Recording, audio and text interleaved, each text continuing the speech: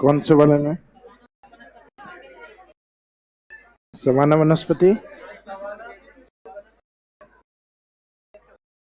किस प्रकार के होते हैं? लॉन्ग ग्रासेज होती हैं, उसमें लगभग 6 मीटर से लंबी घासें होती हैं। मीनिंग जिसके बीच में से एलिफेंट नहीं दिखाई दे। 17-18 फीट, जैसे डबल डबल मंजिल होते हैं ना अपने, वहां तक। इस कारण इनको कहा जाता है एलिफेंट ग्रासेज। जैसे कि अफ्रीकाई सूडान में अधिक पाए जाते हैं, इस कारण इनको सूडान ग्रास भी कहते हैं। वर्ल्ड ज्योग्राफी पढ़ोगे उसमें आएंगी प्रॉपर। यहाँ तो क्या सिर्फ तुलना हुई है उनसे।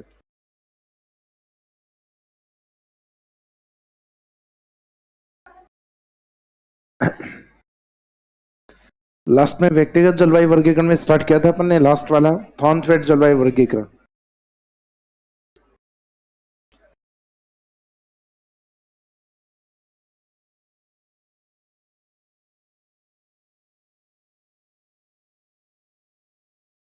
थॉर्नथवेट के जलवायु वर्गीकरण में स्टार्टिंग में फैक्ट तो उतना ही यूज किया था जितना कोपेन और ट्रिवार्था में। यानी राजस्थान की जलवायु इनके अकॉर्डिंग भी कितने भागों में? 4 भागों में। बेस इसमें थोड़ा साइंटिफिक रखा है कि पहले टेम्परेचर या तापमान होगा, उसके अकॉर्डिंग वाष्पीकरण, और उसके अकॉर्डिंग फिर क्या होगी? वर्षा। फिर इनके वर्गीकरण के अकॉर्डिंग वर्षा संबंधित कुछ शब्दावली थी रेनफॉल रिलेवेंट, जो अल्फाबेटिक ABCD और E के अंदर इंडिकेट की हुई थी। E की ओर बढ़ रहे थे, वैसे वैसे कंटिन्यूस वर्षा की मात्रा कम हो रही थी। तो ये वेरी ह्यूमिड, ये ह्यूमिड, ये सब ह्यूमिड, सेमी-एरिड एंड एरिड। इसमें इन्होंने 2 प्रकार के क्लाइमेट ये राजस्थान में प्रेजेंट नहीं माने। इसका मीनिंग राजस्थान में अधिकतम वर्षा इन्होंने क्या मानी? उपाद्र वाली। उसके बाद में अर्धशुष्क, और इसके बाद में तो इनके वर्गीकरण में ए कहां पे रहेगा? राजस्थान ये पश्चिम में। इसका मीनिंग एरिड है, तो एरिड है तो राजस्थान के पश्चिम में। फिर राजस्थान का जो पूर्वी भाग है उसमें क्या रहेगा? D part. और राजस्थान का जो सदन और हाड़ौती वाला पार्ट है उसमें क्या रहेगा? सी। क्योंकि इन्होंने सिर्फ ये 3 ही पार्ट माने, सी, डी और ए वाला पार्ट। तो एक तो ये शब्दावली इनकी वर्षा संबंधित है, और वर्षा आपको पता है किसके ऊपर डिपेंड है? वाष्पीकरण के ऊपर। एक शब्दावली इन्होंने कुछ वर्ड्स हैं वो टेम्परेचर के अकॉर्डिंग यूज किए हैं। तो नेक्स्ट लिखे तापमान संबंधित शब्दावली। टेम्परेचर रिलेटेड वर्ड्स, तापमान संबंधित शब्दावली।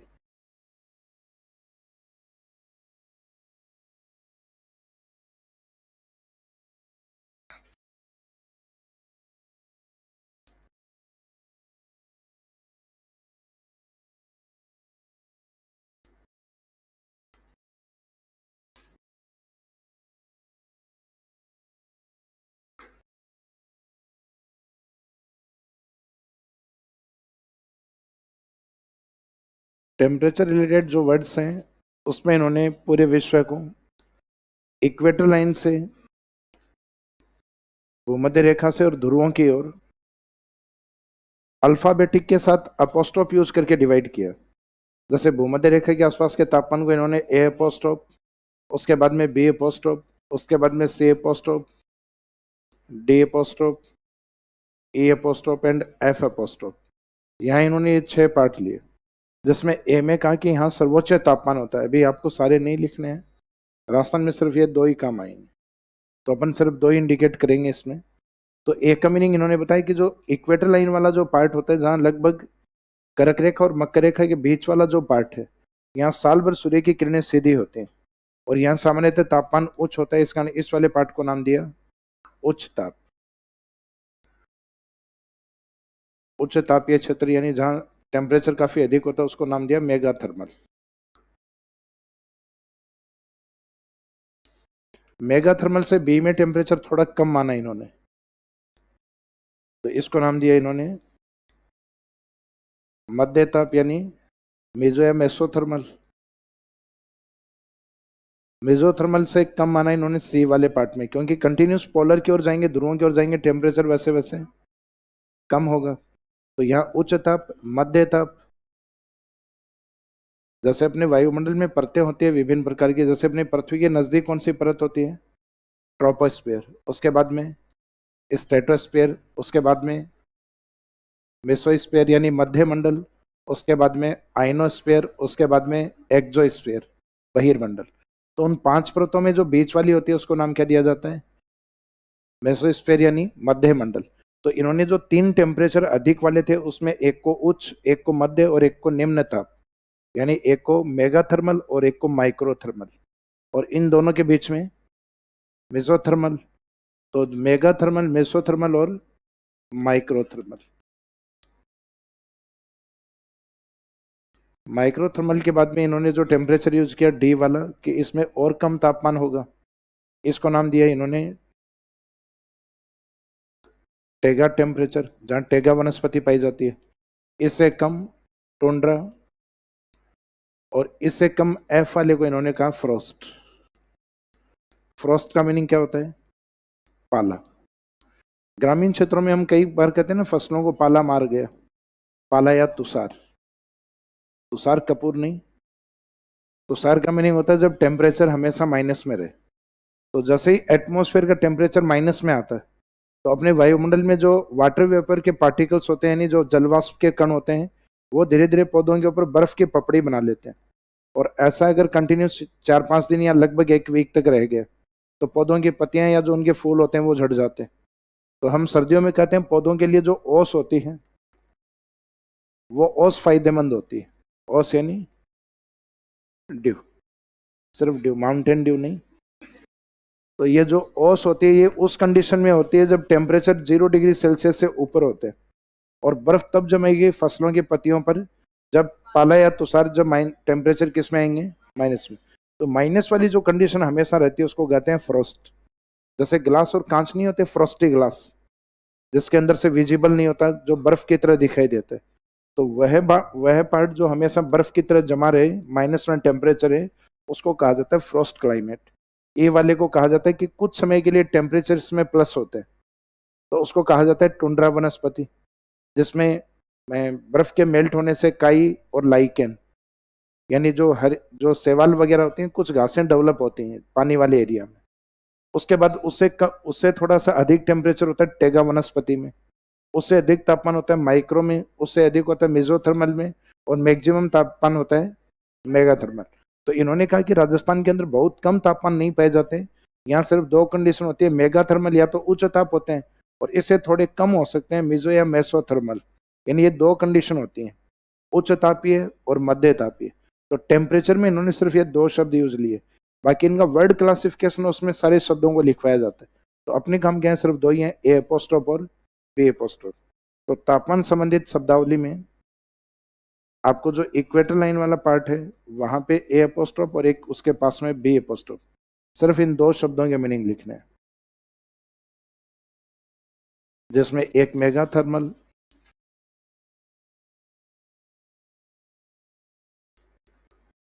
उच्च तापीय, और एक इससे थोड़ा कम तापमान,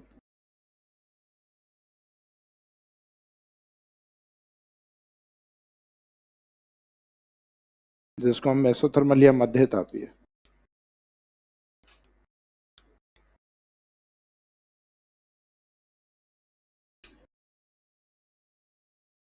भारत वाले में हिमालय में आएगी ना एफ अपोस्ट्रोफ। हाँ, लेकिन इंडिया में वर्गीकरण इतने दिए हुए नहीं, मान्यता इंडिया में ज्यादा कोपेन की है, ऑथेंटिसिटी नहीं है इतनी, लेकिन फेमस कोपेन ही।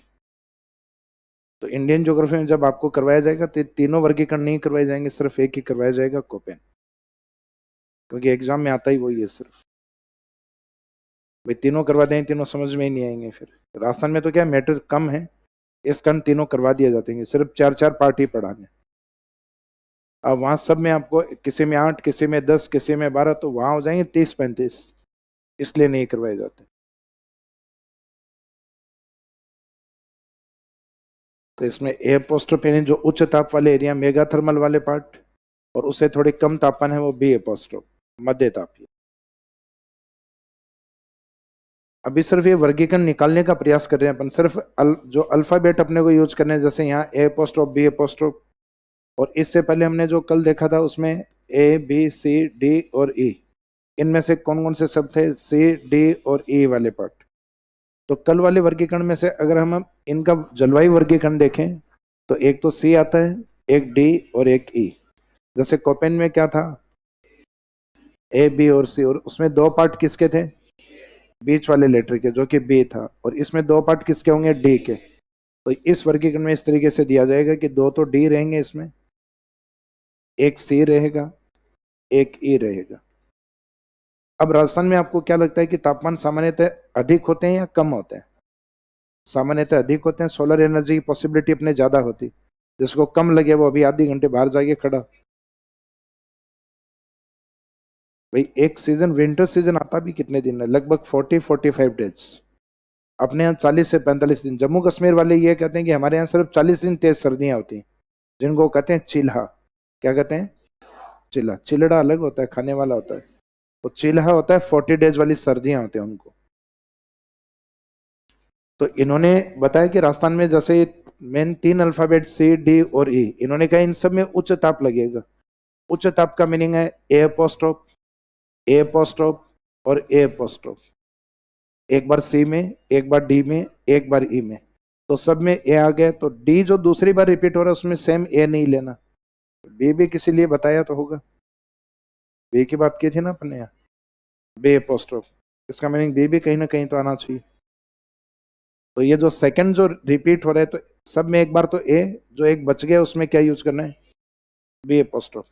अब इस वाले एरिया को इन्होंने एरिड माना, क्योंकि इनका मीनिंग ये है एरिड, सेम एरिड और सब ह्यूमिड। तो इसको एरिड इसलिए माना, थॉर्नथवेट ने कहा कि यहाँ पे किसी भी समय वर्षा नहीं होती है, बहुत कम वर्षा होती है। तो डी का meaning dry in all season, प्रत्येक ऋतु सूखी निकलती है। इस कारण यहाँ की क्लाइमेट कैसी है, एरिड। और बाकी, बाकी में विंटर ड्राई है, सर्दियाँ सूखे हैं, समर में बारिश होती। बाकी में winter dry, winter dry, winter dry and dry in all season, प्रत्येक ऋतु का शुष्क होना। और प्रत्येक ऋतु शुष्क है, इसका मीनिंग क्लाइमेट कैसी है, एरिड। ये कैसी है, सेम एरिड। और ये कैसे है, सब ह्यूमिड। तो इनके वर्गीकरण में इस तरीके से इन अल्फाबेटिक लेटर से इनको निकाला जाता है। एक तो सी, एक डी, एक ई। दो पार्ट किसके करने हैं, डी के। तो डी दो हो गए, सी एक और ई एक, तो चार पार्ट तो हो गए। अब इनमें तापमान कैसे यूज करना है, लगभग सब में एक बार तो ए यूज होगा, एक बार सी में, एक बार डी में, एक बार ई में। तो सी में ए अपोस्ट्रोफ, ए अपोस्ट्रोफ, ए अपोस्ट्रोफ। और जो बच गया है इसमें बी अपोस्ट्रोफ। इसमें शुष्क है, तो इसका मीनिंग है ड्राई इन ऑल सीजन, प्रत्येक ऋतु में शुष्क। ये winter dry, winter dry, winter dry. इस तरीके से इसमें अल्फाबेट निकाले जाते हैं। अल्फाबेट को रटोगे कुछ समय बाद भूल जाओगे, मीनिंग इन शब्दों को निकालना आना चाहिए किस तरीके से निकाला गया। तो इसमें जो चारों शब्द अभी आपको बताए हैं, ये वाले 1 2 3 4, अब ये मैप में इंडिकेट करेंगे हम। पहले ये लिखिएगा, ये टेम्परेचर वाले लिख लिए थे, ये वाला, इसके बाद ये लिखिए। Thank you.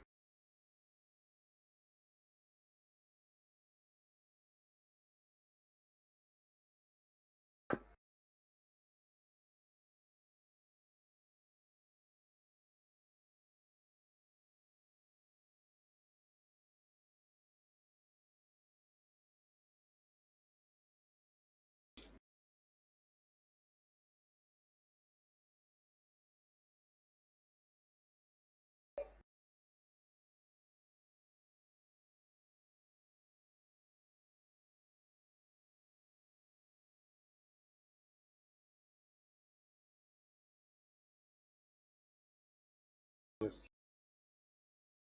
कौन सा? ये भी मैप से समझ में आएगा, जैसे ही मैप बनेगा उसके बाद समझ में आ जाएगा। इसका मीनिंग ये वो पार्ट है जो राजस्थान में थोड़ा ठंडा होता है। और राजस्थान का ठंडा भाग जनरली कौन सा होता है, जो हिमालय की तरफ है। सूरज तो हर समय ठंडा होता है, लेकिन राजस्थान में सामान्यतः तापमान कम उस एरिया में भी होते हैं जो हिमालय के नजदीक होते हैं। जैसे सर्दियों में जो सबसे ठंडा होता है, जैसे चूरू हुआ, सीकर हुआ, बीकानेर हुआ, उसके आसपास का पार्ट रहेगा।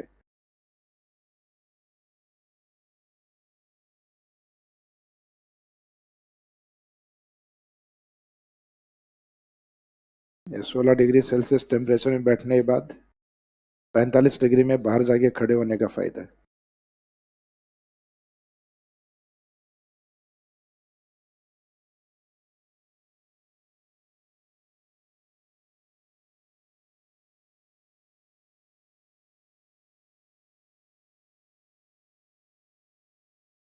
मैडम मैं अपना सुधार करूं।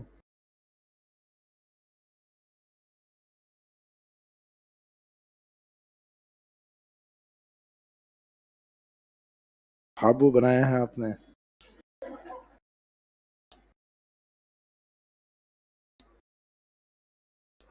हालांकि मैं भी बहुत सुंदर नहीं बनाता।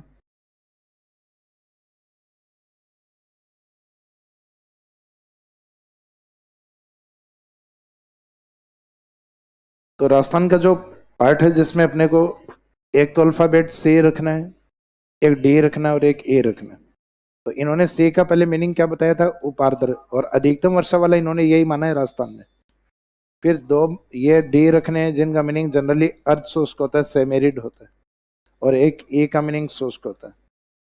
अब इसमें डी अपने को दो रखने हैं, तो वो देखेंगे भी कैसे रखने हैं। तो सी कहाँ रखा जाए इसमें? भाई मैक्सिमम रेनफॉल वाला यही माना इन्होंने, उपादर। तो इनके अकॉर्डिंग उपादर अगर सबसे अधिक वर्षा वाला ये है तो सबसे अधिक वर्षा यहाँ, तो इसका मीनिंग यहाँ तो रहेगा अपना सी। राजस्थान का ये भाग जो पश्चिमी भाग इन्होंने जैसलमेर, बाड़मेर और जोधपुर का पश्चिमी भाग, ये पश्चिम वाला भाग ये माना इन्होंने एरिड। तो यहाँ का भी अपने को आइडिया है कि इसमें क्या रखा जाएगा? ए को रखा जाएगा। इसका मीनिंग ये जो बचा हुआ भाग है राजस्थान के अंदर, ये एक तो डी और एक ऊपर डी, तो एक तो इस साइड में डी यूज किया जाएगा और एक राजस्थान के ईस्टर्न पार्ट में डी यूज किया जाएगा, ये वाला भाग, क्योंकि डी दो बार यूज किया है। अब ये वाला पार्ट अपने को पता है राजस्थान का सदर्न वाला पार्ट ये इक्वेटर लाइन के नजदीक है, भूमध्य रेखा के। तो ए किस किस में आना चाहिए? सी ए में, ई ए में और डी ए में। और जैसे जैसे इक्वेटर लाइन से दूर हिमालय की ओर जाएंगे तो उसमें टेम्परेचर थोड़ा कम होगा, तो उसमें क्या यूज होगा? B apostrophe. तो बी हमें किस में लगाना है? जो इक्वेटर लाइन से डिस्टेंस पे होगा उसमें। या और इजी तरीका, ये बीकानेर संभाग, तो बीकानेर वाले में बी लगा देना। लेकिन यहाँ बी का मीनिंग बीकानेर संभाग नहीं है, बी का मीनिंग है ए वाले टेम्परेचर से तापमान का थोड़ा कम होना, मेसोथर्मल वाला पार्ट। और जो 0 डिग्री के नजदीक है इन सब में ए अपोस्ट्रोफ, डी के साथ एक बार ए अपोस्ट्रोफ, ई के साथ एक बार ए अपोस्ट्रोफ। अब डी में एक बार ए आ चुका है, तो इक्वेटर लाइन से दूर जाएंगे तो फिर ये क्या आएगा? B apostrophe. ये सब आपके इस साइड वाले winter dry, winter dry, winter dry, winter dry, winter dry, winter dry and dry in all season, इसमें स्मॉल डी यूज होगा। और बाकी इन तीनों में विंटर ड्राई।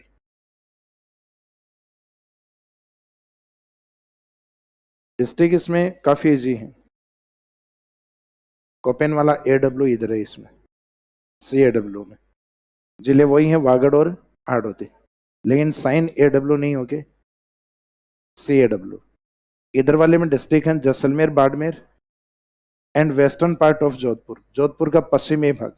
हालांकि इसमें लिखने में यह भी लिखा जाता है जैसे बीकानेर, ये वाला पॉइंट है, बीकानेर का कुछ हिस्सा इसमें आता है southern western part of Bikaner, तो सदर्न वेस्टर्न बीकानेर भी बोलते हैं। तो मेन जिले तो हैं जैसलमेर और बाड़मेर, बॉर्डर वाले।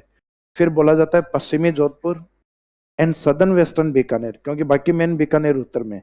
बीकानेर एक आंशिक भाग है साउथ वेस्ट वाला जो जैसलमेर के टच में। तो जैसलमेर, बाड़मेर, वेस्टर्न जोधपुर और दक्षिणी पश्चिमी बीकानेर, सदर्न वेस्टर्न बीकानेर। बाकी बीकानेर संभाग उसमें ऊपर रहेगा, जैसे बीकानेर है, चूरू है, गंगानगर, हनुमानगढ़। तो बी, सी, जी और एच, गंगानगर, हनुमानगढ़, बीकानेर और चूरू। तो ऊपर वाले जिले तो लगभग अपने को आइडिया लग जाएगा, क्योंकि बीकानेर संभाग में ज्यादा जिले नहीं है। इसमें बीकानेर, चूरू, गंगानगर और हनुमानगढ़। फिर बॉर्डर वाले जैसलमेर, बाड़मेर, जोधपुर और एक बीकानेर का आंशिक भाग। मेन इन तीन को याद रखना है, बाकी राजस्थान के जितने भी जिले बच गए वो सारे किसमें रहेंगे? D A W.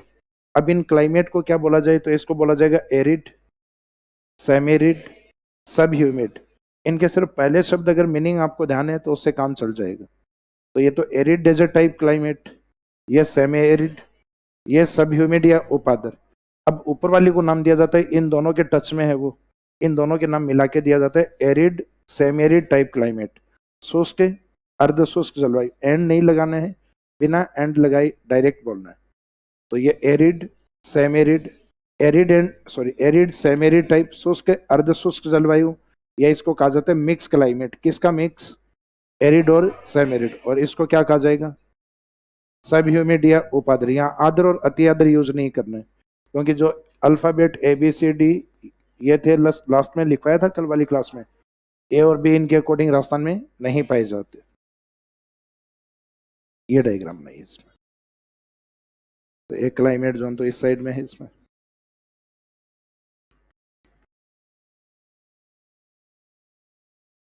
सबसे बड़ा क्लाइमेट जोन ये है, एरिड के पास वाला सेमी एरिड।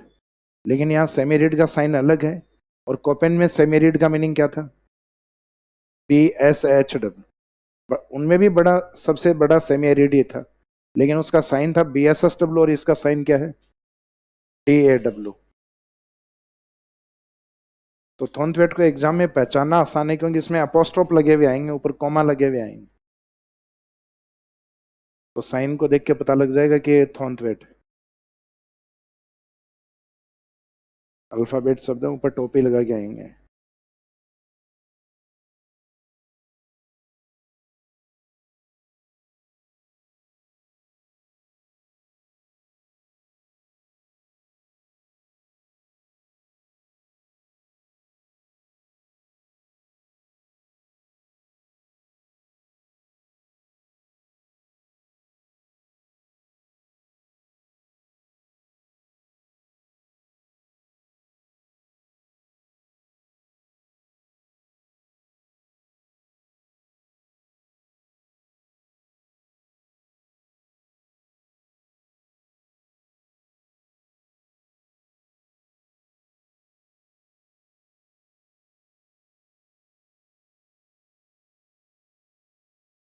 तो इसमें ज़्यादा डिटेल नहीं है, एक तो क्लाइमेट का मीनिंग लिखना होता है और एक डिस्ट्रिक्ट लिखने होते हैं इसमें। तो अल्फ़ाबेटिक सीक्वेंस में स्टार्ट करेंगे, पहले C, बाद में D और लास्ट में E को कवर करेंगे। अब इनमें से ऐसे कौन से वर्ड्स हैं जिनके मीनिंग अपने को नहीं पता? कैपिटल वाले सारे लेटर हैं, उनके मीनिंग लिखवाए हुए। अपोस्ट्रोफ वाले दोनों शब्दों के मीनिंग लिखवाए हैं, A अपोस्ट्रोफ और B अपोस्ट्रोफ। एक तो स्मॉल W और एक स्मॉल D। वैसे W का मीनिंग कोपेन में जो था सेम वही है, विंटर ड्राई। D का मीनिंग है ड्राई इन ऑल सीजन या scanty rainfall in all season. हर ऋतु में वर्षा का कम होना या अल्प होना या नहीं के बराबर वर्षा का होना। तो इसमें ये दो शब्द हैं, स्मॉल W लेटर और ये D, इन दो के मीनिंग लिखने अपने को। तो डायग्राम बनाने के बाद में, डायग्राम में जहां small W and small D, W का मीनिंग तो डायरेक्ट जैसे निकल रहा है विंटर ड्राई,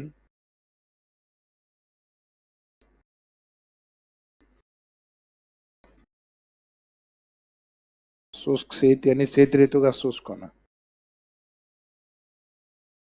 डे का भी डायरेक्ट जैसा मीनिंग निकल रहा है ड्राई इन ऑल सीजन।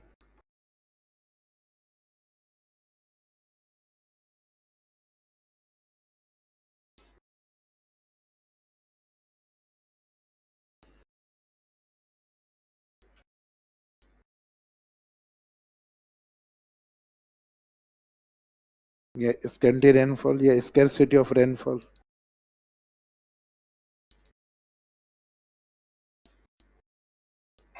दोनों का मीनिंग एक ही है, यानी हर ऋतु का सूखा होना, ड्राई होना, या स्कैंटी या scarcity of rainfall in all season, प्रत्येक ऋतु में वर्षा का अल्प होना। वर्षा अल्प है, इसका मीनिंग ड्राई क्लाइमेट कैसे होगी, एरिड या ड्राई? तो नेक्स्ट वाले में लिख देना ड्राई इन ऑल सीजन,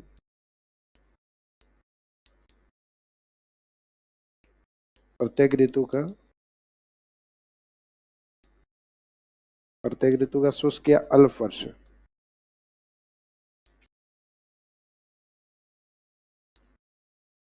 प्रत्येक ऋतु का शुष्क रहना या अल्प वर्ष।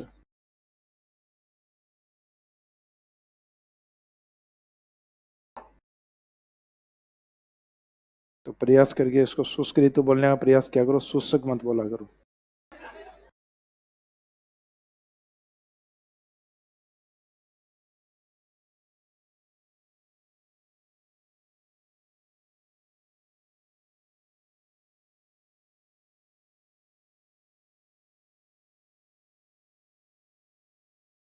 पृथ्वी के अंदर का तापमान पृथ्वी के बाहर के तापमान से अलग क्यों होता है? आपके बॉडी का तापमान बाहर के तापमान से अलग क्यों है?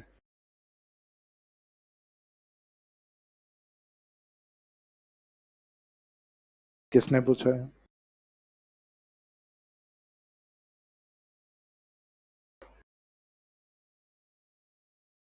पृथ्वी के आंतरिक आंतरिक भाग में जैसे जैसे हम जाते हैं तो उसमें रेडियो एक्टिव तत्व होते हैं।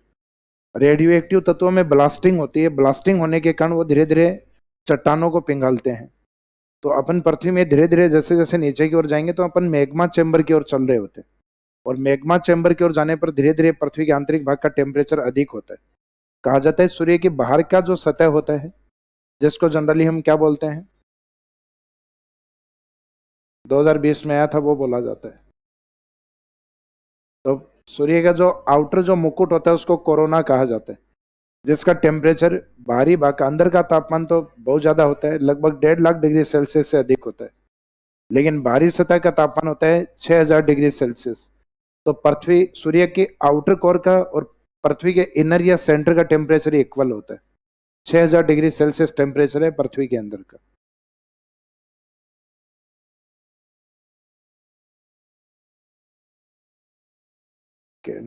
सिस्टर का नाम क्या है? मोनू रानी कुमावत आपकी सिस्टर हैं? मोनू रानी कुमावत आपके सिस्टर आए हुए हैं?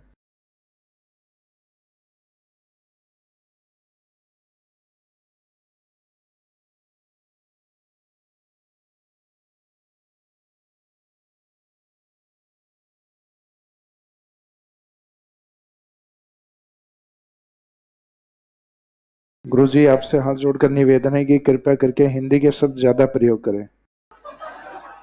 तो अब इस ए का क्या करूं, मैं ये लिख पाऊं?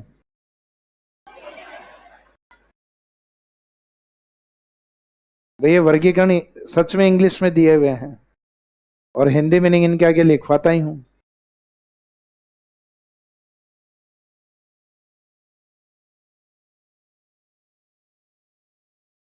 और आप ये मत बोलो कि फोर्थ पेपर में आपके इंग्लिश भी है थोड़ी बहुत।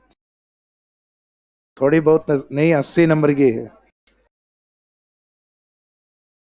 और उधर आपके हिंदी वाले पेपर में भी है 20 नंबर की। 10 नंबर की है क्या? हाँ, तो 90 नंबर की है। बस मैं बोर्ड की तरफ देखता रहता हूँ लेकिन अंग्रेजी के शब्द समझ ही नहीं आते, तो मैं हिंदी वाले भी तो लिखवाता हूँ। हैं? बोलने में कहाँ इतनी इंग्लिश बोलता हूँ, समझाता।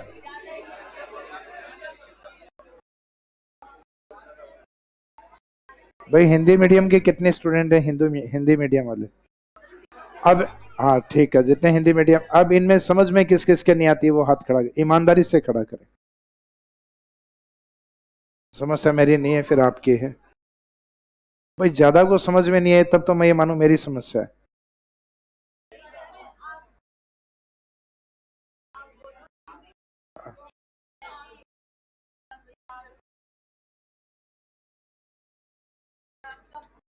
हाँ तो इंग्लिश वाले में समझना क्यों है, तो आपको हिंदी वाली लाइन ही समझनी है।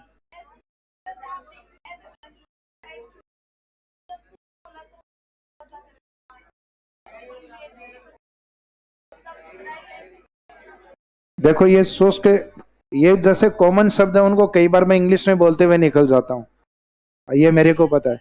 लेकिन ये इसलिए बोलता हूँ क्योंकि मैं डेजर्ट से स्टार्ट करता हूँ कि ये एरिड है, ये शुष्क है, ये एरिड है, ये शुष्क है। फिर कहता हूँ ये सेमी एरिड है, इसका मीनिंग ये अर्ध शुष्क है। तो मैं ये मानता हूँ जिस चीज को मैं 20-30 बार बोल चुका हूँ वो आपकी समझ में आ गया होगा। ये ऐसे ही तो समझना है।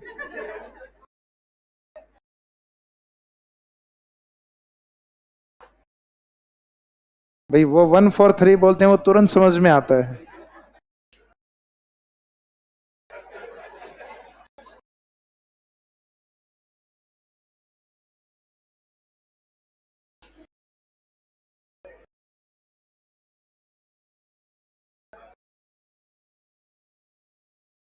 एक बार चाय पी लेता हूँ उसके बाद स्टार्ट कर। और बताओ आप लोगों की पढ़ाई कैसी चल रही है? पूछा ही नहीं मैंने कभी आज तक। बढ़िया चल रही है?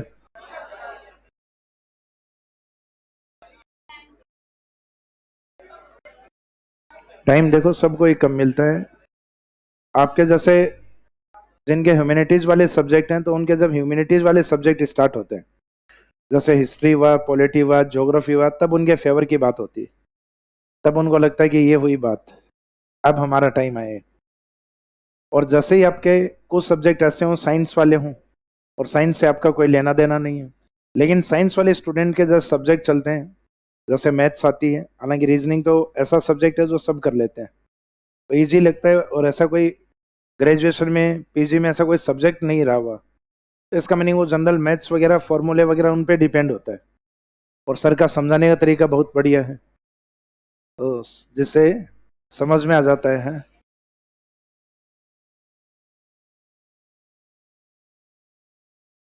तो टाइम तो देखो उस दिन मिलेगा जिस दिन स्प्रिंग बोर्ड की सारी क्लासेस आपकी कंप्लीट हो जाएंगे उस दिन।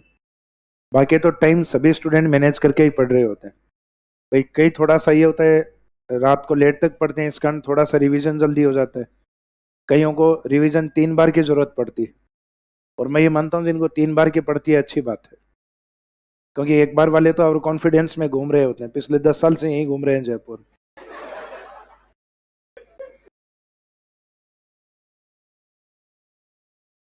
मेरा एक फ्रेंड भी है इस चक्कर में, वो कहता है बस अपने को सब याद है, ये कल के टाबर क्या करेंगे, और कल के टाबर आरएस बन गए प्रॉपर। और मैं उसको अब भी पूछता हूँ कि तेरा क्या हुआ, और वो अक्सर अपने गेट के ऊपर एक लाइन लगा के रखता है। कई रखते हैं ना कई लोग कि घर कब जाओगे, घर कब जाओगे, एक टैग लगा रखे उसने। तो जैसे ही मैं बैठता हूँ तो बाद में कहता हूँ कि तेरे को शर्म नहीं आती, इस लाइन को पढ़ पढ़ के तू डिमोरलाइज नहीं होता। तो कहते कैसे, कि घर कब जाओगे, तेरे को कितने साल हो गए आए हुए, कि ये मेरे लिए नहीं तुम लोगों के लिए है।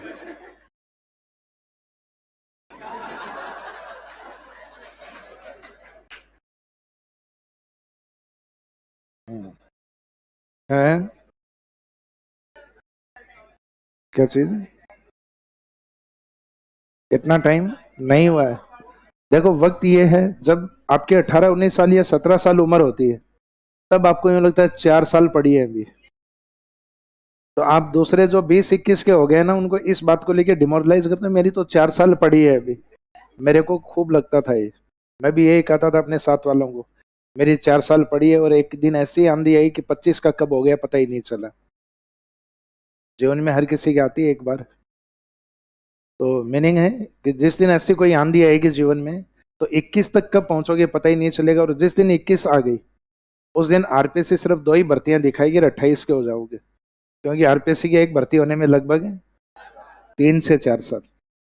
तो इसका मीनिंग आप जीवन में बहुत अधिक प्रयास कर लोगे, तो हो सकता है 3 भर्तियां देख लो, 4 भर्तियां देख लो आरपीएससी की। तो मीनिंग है कि आपको जो रिजल्ट देना है वो 1 या 2।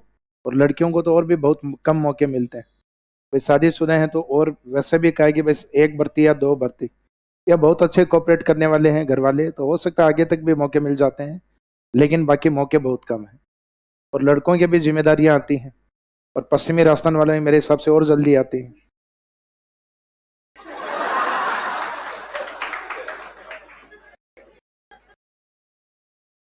शादियां जल्दी हो जाती है ना।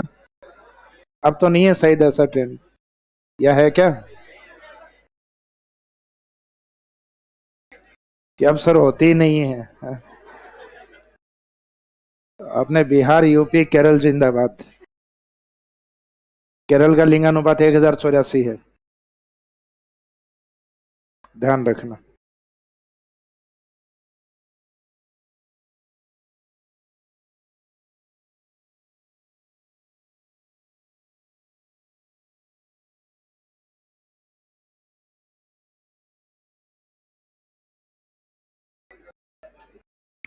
सर आपने बताया कि अनुप्रस्थ बालू का स्तूप अवरोधक या पहाड़ियों के कारण बनते हैं, और ये बीकानेर में पाए जाते हैं, लेकिन सर बीकानेर में तो कोई पहाड़ी नहीं है, तो फिर ये कैसे समकोण पर हैं? और रही बात अवरोधक की, तो जहां मरुस्थल है कहीं भी हो सकते हैं। तो मैंने ये कब कहा अनुप्रस्थ केवल बीकानेर में है? तो ये लाइन तो नहीं लिखवाई ना मैंने ये लिखवाया था सर्वाधिक बीकानेर में, और मैंने लिखवाया था जोधपुर में सभी प्रकार ये रेत के टीले हैं। तो मीनिंग बनते हर जगह हैं। अवरोधक आजकल एक नया लिखने लग गए, एक नया ट्रेंड में आ गया कि अवरोधक जो पहाड़ियां दोनों तीनों ओर से पहाड़ियां घेर के रखती हैं पुष्कर में, उनके बीच में जो मिट्टी जमा हो रही है वो अवरोधक बालू का स्तूप के रूप में। बाकी जो अवरोधक है अनुप्रस्थ है, मेरे हिसाब से दोनों में कोई फर्क नहीं। लेकिन जिनमें शायद ये परफेक्ट राइट एंगल बनते हैं बिल्कुल समकोण पर, उनको ये ट्रांसवर्स का नाम देते हैं।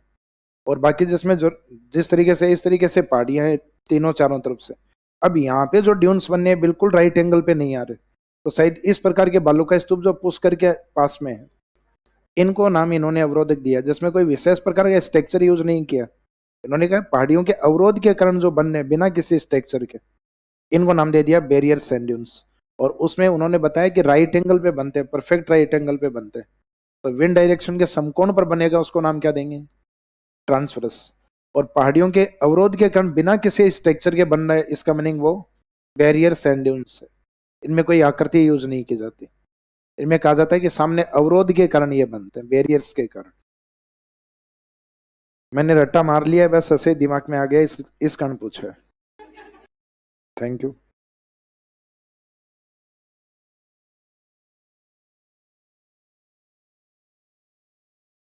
भाई देखो, पूछना बुरी बात नहीं है, लेकिन अनावश्यक क्वेश्चन दिमाग में नहीं आए। अनावश्यक क्वेश्चन दिमाग में आने का मीनिंग है कि सिर्फ इस सब्जेक्ट में ही नहीं आएंगे, फिर धीरे धीरे हर सब्जेक्ट में आएंगे, और आप अपनी उतनी डिस्टेंस बनाते चले जाओगे जितने आप कभी सक्सेस ही नहीं हो पाओगे। अनावश्यक क्वेश्चन यानी सर आसमान ऊपर ही क्यों है, नीचे भी तो हो सकता था, है ना?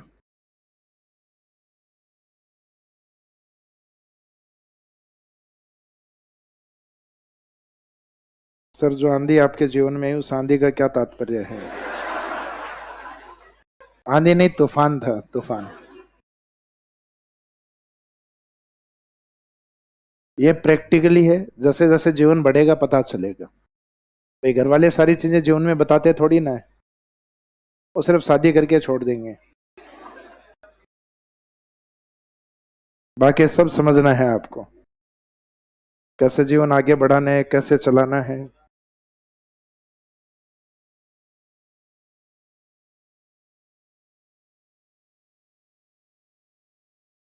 सर चूरू हनुमान गंगानगर में टेम्परेचर ज्यादा होता है, सही? तुम सर्दियों में नहीं रहे हो गाँव।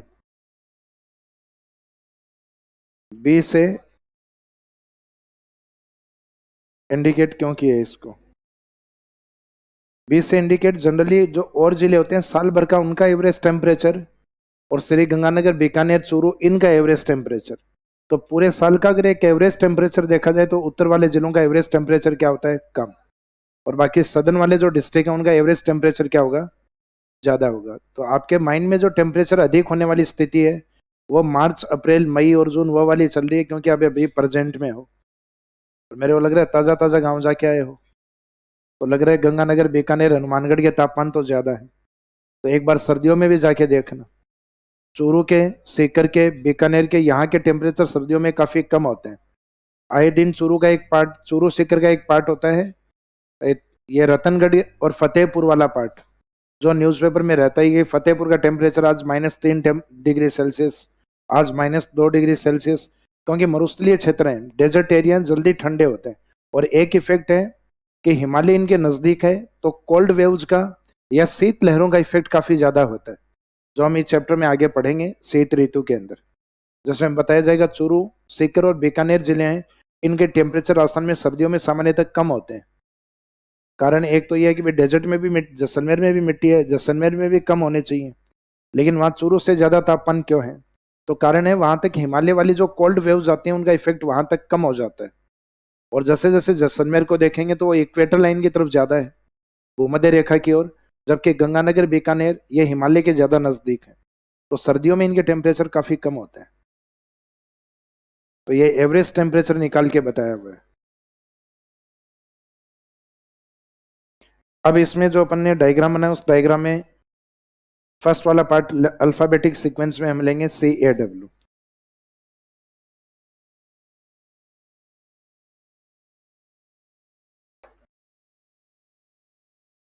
तो CAW में एक तो सी का मीनिंग है, उसके अकॉर्डिंग इसका मीनिंग निकालेंगे क्लाइमेट का।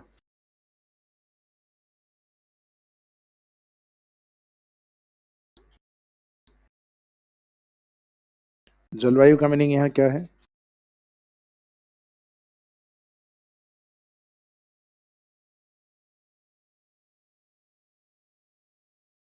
उपार्द्र तुल्य जलवायु,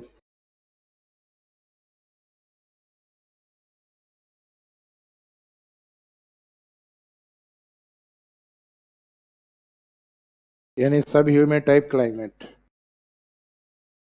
दूसरे इसमें डिस्ट्रिक्ट लिखने हैं, तो ई जलवायु का एक्सटेंशन या विस्तार कौन से क्षेत्रों में है, या जिले इसमें कौन कौन से हैं। तो जो कोपेन के एडब्ल्यू में लिखे थे ना अपने, वो लिखने हैं CAW।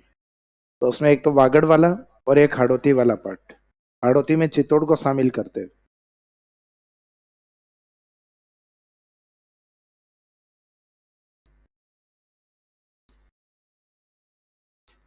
वागड़ में एक तो राजस्थान का दक्षिणी भाग माही बेसिन, बांसवाड़ा,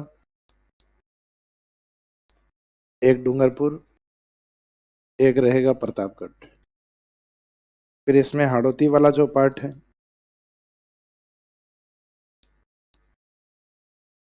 उसमें सदन कोटा या कोटा लिखते हो तो भी ठीक है, 12, झालावाड़, पार्सेली चित्तौड़, आंशिक चित्तौड़।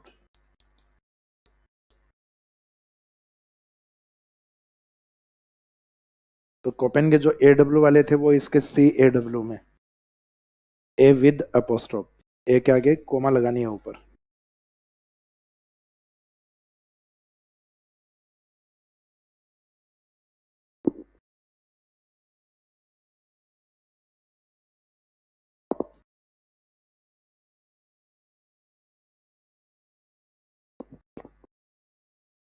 तो सी के अकॉर्डिंग है क्लाइमेट उपाद्र, यानी जो ना तो बहुत अधिक शुष्क और ना ही बहुत अधिक आर्द्र।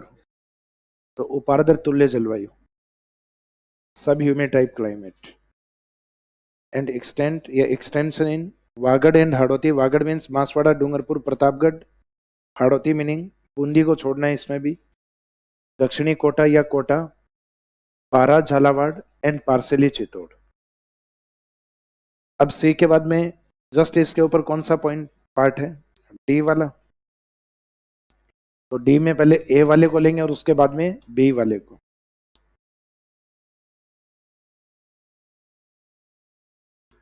डी, ए अपोस्ट्रोफ और डब्ल्यू।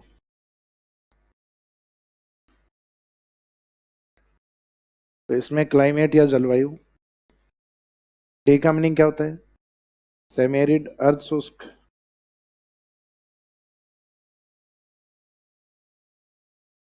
तो इसमें अर्ध शुष्क तुल्य जलवायु।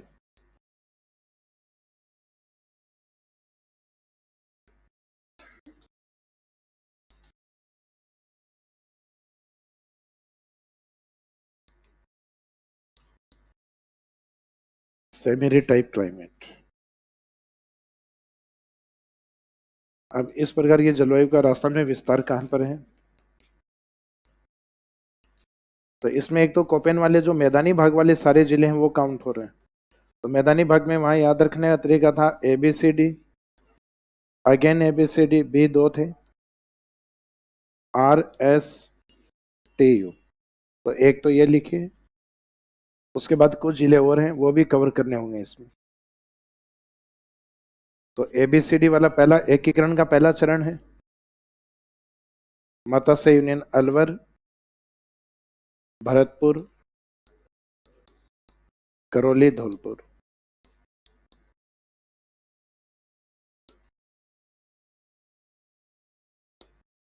अगेन ABCD जिसमें ए का मीनिंग क्या है, अजमेर।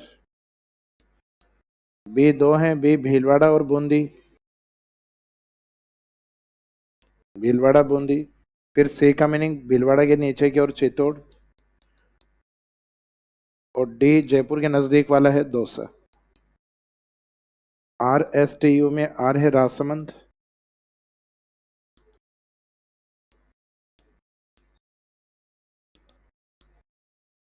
एस के दो मीनिंग है, सिरोही, सवाई माधोपुर।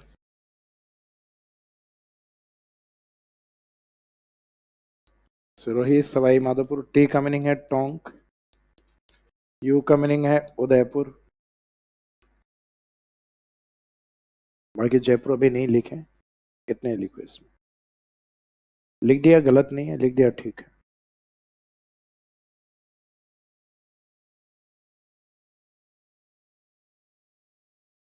अब इसमें ऐसे कुछ जिले हैं जो अरावली के पश्चिम वाले भी आ रहे हैं, जिसमें एक तो जैसे आपके जालोर, एक जय जोधपुर, बाकी पश्चिमी जोधपुर उसमें आएगा, बाकी इस साइड वाला ये ईस्ट वाला जोधपुर इधर है।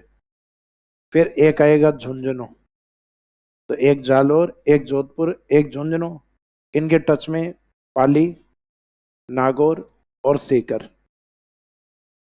तो ये पीएनबी के बजाय पीएनबी तो हो जाता है पंजाब नेशनल बैंक। तो यहाँ पे ये हो गया पाली, नागौर और एक सीकर।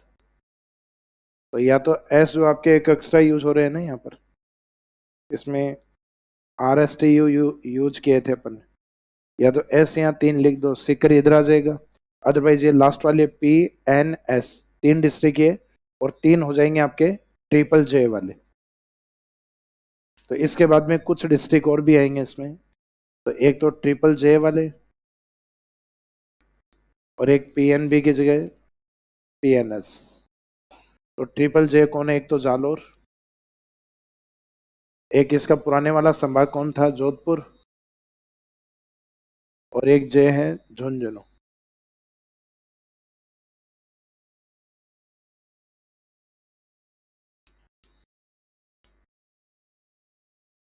तो जालोर, जोधपुर और झुंझुनू। P वाले में पाली, N का मीनिंग उसके टच में आता है नागौर, S का मीनिंग है सीकर।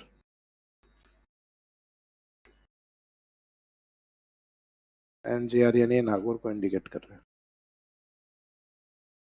तो इसमें जो नंबर ऑफ डिस्ट्रिक्ट है वो भी सर्वाधिक है और एरिया भी सबसे बड़ा है। तो कोपेन में सबसे बड़ा एरिया कौन सा था? सेमी एरिड का था, BSSW। और थॉन्थवेट में भी सबसे बड़ा कौन है? सेमी एरिड या अर्थ शुष्क का, जिसका साइन है DAW। तो इसमें लास्ट में एक लाइन में लिखेगा डिस्ट्रिक्ट लिखने के बाद, यानी ये वाले जिले लिखने के बाद। अच्छा, इसमें जय का मीनिंग नहीं लिखा ना अभी, एक जयपुर और आएगा इसमें। जय अगर अब वहां लिख दिया आपने जयपुर, तो बाद में यहां नहीं लिखे। तो जालोर, जोधपुर, झुंझुनू एंड जयपुर, और वहां लिख दिया तब बाद में 3 जय लिख दीजिए।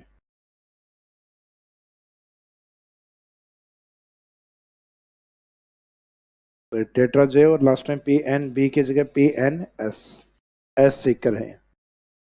पी पाली और नागौर, और जय वाले जालोर, जोधपुर, झुंझुनू और जयपुर। ये सभी जिले लिखने के बाद इसमें काउंटिंग और एरिया देख के हमें समझ में भी आ रहा है कि सबसे बड़ा ये है। तो इसमें लिखो थॉन्थवेट के अनुसार DAW राजस्थान का सबसे बड़ा जलवायु प्रदेश।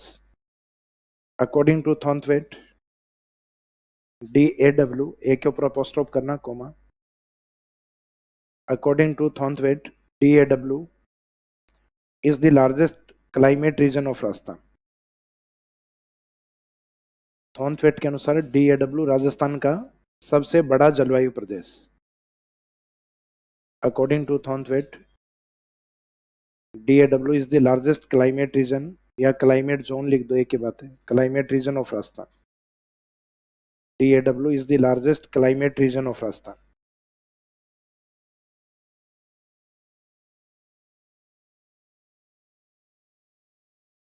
इसके बाद में डी वाला ही वापस स्टार्ट करना है, लेकिन इस बार डी में ए नहीं आके क्या आएगा?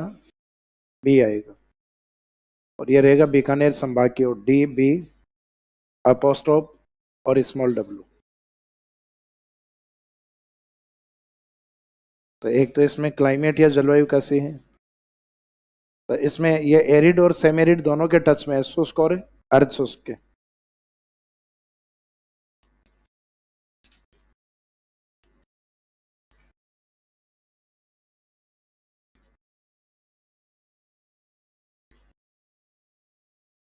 इसका मीनिंग दोनों का मिला जुला रूप है इसमें, एरिड सेमेरिड टाइप क्लाइमेट।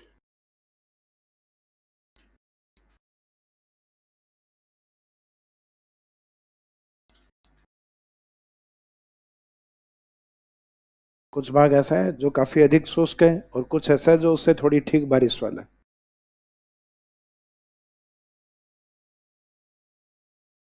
इसमें बी वाले में लगभग पार्ट है बीकानेर संभाग का। तो एक्सटेंड इन बीकानेर, बीकानेर के सामने वाला जो जिला चूरू और फिर बाद में गंगानगर एंड हनुमानगढ़।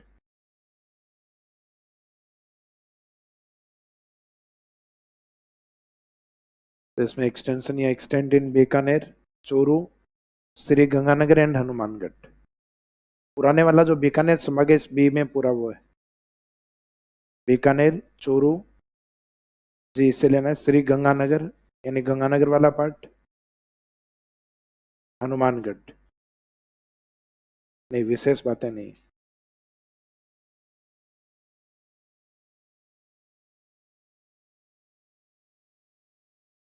इसके बाद में सबसे लास्ट वाला ए वाला। ए वाले में थोड़ा सा ध्यान से कि लास्ट में इसमें डब्लू मत लगा देना, क्योंकि कंटिन्यूस डब्लू लगा रहे हैं। ये शुष्क क्यों है? क्योंकि एक तो उच्च तापमान है, उसके साथ यहाँ के क्लाइमेट कैसे, ड्राई इन ऑल सीजन, प्रत्येक ऋतु सूखी है।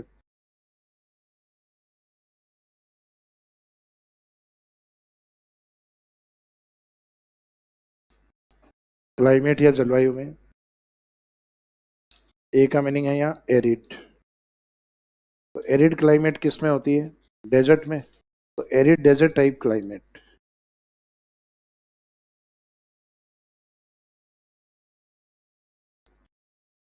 सूखे मरुस्थल, मरुस्थल जैसे जलवायु है, इसका शुष्क मरुस्थलीय, मरुस्थल तुल्य जलवायु।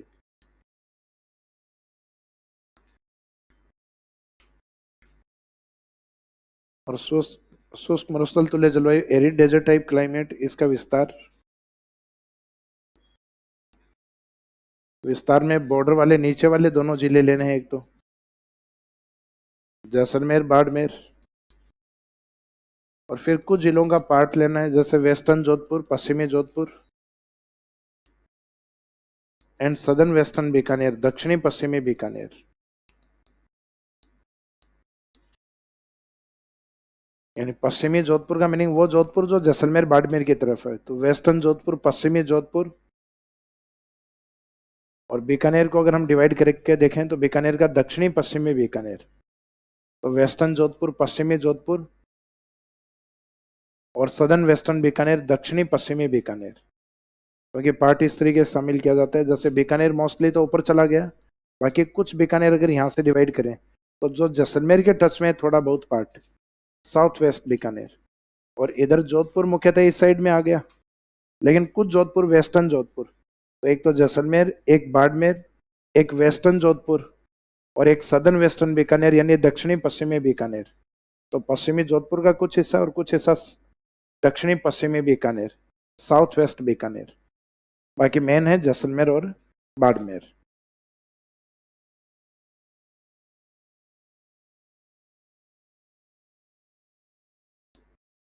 अब ये वाला जो वर्गीकरण है थॉर्नथवेट वाला, इसमें एग्जाम में क्वेश्चन इस तरीके से पूछे हुए हैं, जैसे DAW वाले पार्ट से,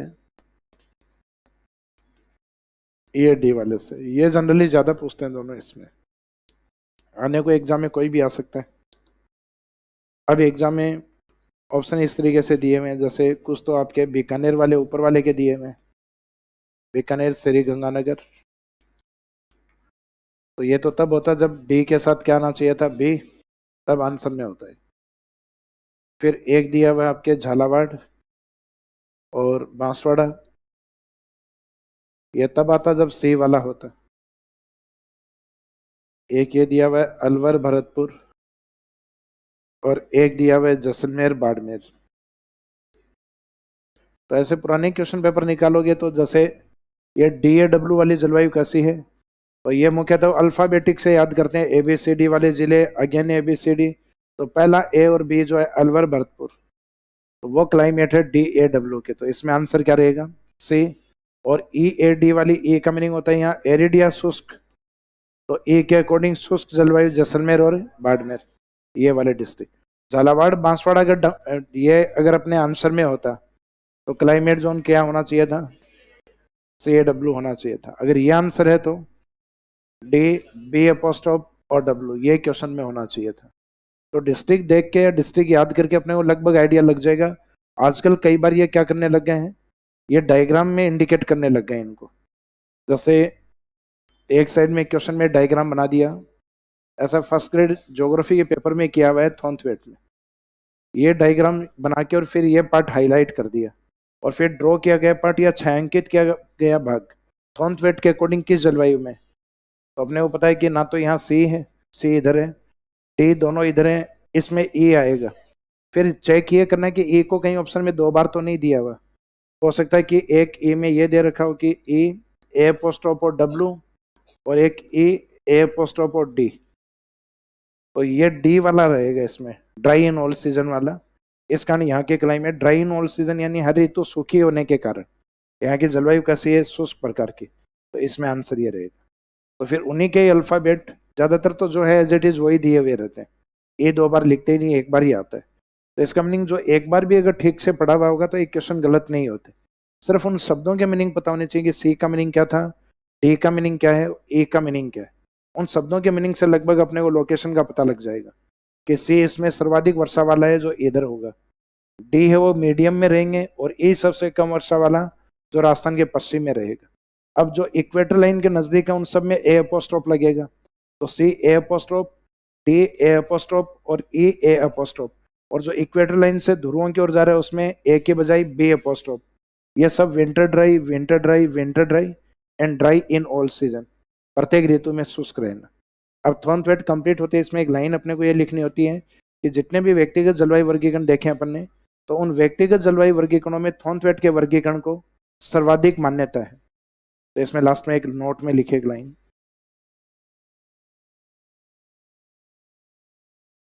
यस, जैसलमेर के साथ है, तो जैसलमेर बड़ा जिला उसके अकॉर्डिंग डिसाइड करेंगे। तो बीकानेर का कुछ पार्ट तो आ ही रहा है ना ए वाले के अंदर, और जैसलमेर जो बड़ा और मेन डिस्ट्रिक्ट है वो आ गया, तो क्लाइमेट को हम क्या मानेंगे फिर, ए वाले के अंदर। तो बड़े डिस्ट्रिक्ट को देखते हुए डिसाइड किया जाता है। अब जैसे बीकानेर चूरू आ गया और उनके साथ झुंझुनू लिख दिया, तो झुंझुनू को देख के डिसाइड नहीं करेंगे, बीकानेर और चूरू बड़े डिस्ट्रिक्ट हैं उनको देखते हुए डिसाइड किया जाएगा। तो इसका मीनिंग बड़ा जिला या मेनली पार्ट कौन सा आ रहा है उसके अकॉर्डिंग डिसाइड कर दिया जाता है। अब जैसे चित्तौड़ आ गया, अब चित्तौड़ के साथ अजमेर भीलवाड़ा चित्तौड़ दिया हुआ है, तो आपने वो पता है डी ए वाले में आएगा। और जैसे चित्तौड़, कोटा, झालावाड़, बांसवाड़ा ये दिया हुआ है, तो फिर चित्तौड़ को उधर लेंगे अपन सी ए डब्ल्यू के अंदर। तो साथ में जिला कौन सा है वो डिसाइड करेगा ज्यादा एरिया किसका कवर हो रहा है। और कुछ डिस्ट्रिक्ट ऐसे हैं जो डिसाइडिंग नहीं होते। अब अकेला जोधपुर आ जाए तो जोधपुर तो दोनों में ही है। अब जैसे अकेला चित्तौड़ आ जाए तो चित्तौड़गढ़ दोनों में है। तो उस समय कई बार एग्जामिनर की इच्छा ही होती है भाई कुछ पार्ट कुछ जिलों के दोनों में होते हैं, और वो सिंपल पूछता है कि जोधपुर की जलवायु कैसी है, तो जोधपुर दोनों जलवायु में है, उस टाइम वो अपनी मर्जी से एक आंसर मान लेते हैं।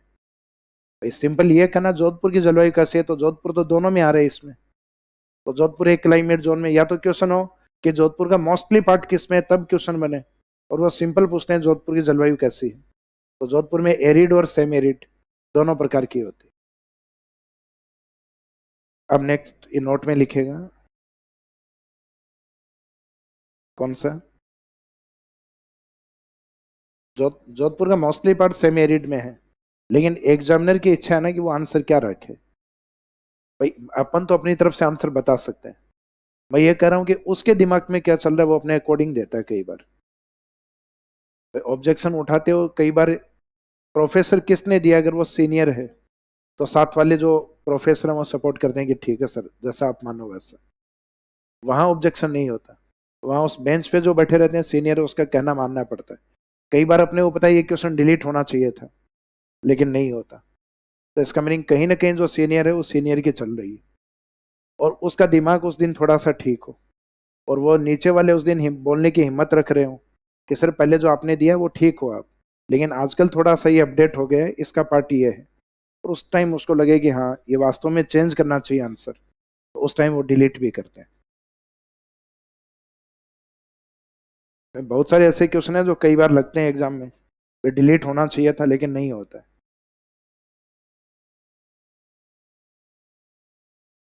सर राजस्थान की जलवायु तापमान पर आधारित है या वनस्पति या दोनों पर। देखो जलवायु को प्रभावित करने वाले कारक बहुत सारे हैं, लेकिन सबसे मेन फैक्टर अगर एक आंसर पूछो तो टेम्परेचर है। लगभग ज्यादातर चीजों में टेम्परेचर प्रभावित करता है। जैसे वर्षा हो रही है उसके पीछे कारण टेम्परेचर, वनस्पति ग्रोथ करती है उसके पीछे टेम्परेचर कारण होता है। हवाएं चल रही हैं उसके पीछे कारण, टेम्परेचर का अधिक होना और लो एयर प्रेशर जनरेट होना, और वाष्पीकरण अधिक होता है पीछे कारण है टेम्परेचर। सीजन चेंज हो रही है पीछे कारण है। मीनिंग क्लाइमेट में सबसे ज्यादा जो चेंजेस होते हैं वो तापमान के कारण ही होते हैं। तो जलवायु को सबसे अधिक प्रभावित करने वाला कोई एक फैक्टर अगर काउंट करें, तो वैसे तो मेन फैक्टर को सभी होते हैं, लेकिन अगर एक की काउंटिंग करवाई जाए तो सबके पीछे जनरली जो मेन कारण निकल के आता है वो तापमान होता है। फॉर एग्जाम्पल, जैसे पर्वतों के ऊपर की ओर जाने पर तापमान कम होता है, कारण हाइट बढ़ने के कारण, तो वहां पे भी टेम्परेचर आ रहा है। समुद्र से दूरी बढ़ने के साथ साथ मुख्यतः वर्षा कम होती। क्यों? क्योंकि समुद्रों से दूरी बढ़ने के साथ ह्यूमिडिटी कम होती है। समुद्रों के नजदीक है, वहां पे ह्यूमिडिटी अधिक होती है, कारण टेम्परेचर। लेकिन टेम्परेचर के साथ वहां वाटर भी कारण है कि भाई पानी नहीं होता तो बाद में ह्यूमिडिटी कहाँ से होती। अपने पश्चिमी राजस्थान में खूब तापमान है, आर्द्रता नहीं है। तो इसका मीनिंग हमारे यहाँ की जलवायु सामान्यतः उष्ण या उपोष्ण प्रकार के, लेकिन साथ में ड्राई है। अब महाराष्ट्र में चले जाओ, वो भी ये कहते हैं हमारे यहाँ की जलवायु ट्रॉपिकल है, उष्ण है, लेकिन वो साथ में कहते हैं ह्यूमिड है, आर्द्र शब्द लगेगा। लेकिन अपने यहाँ जनरली एरिड या डेजर्ट टाइप शब्द अधिक लगता है। तो व्यक्तिगत जलवायु वर्गीकरणों में नोट में लिखेगा, व्यक्तिगत जलवायु वर्गीकरणों में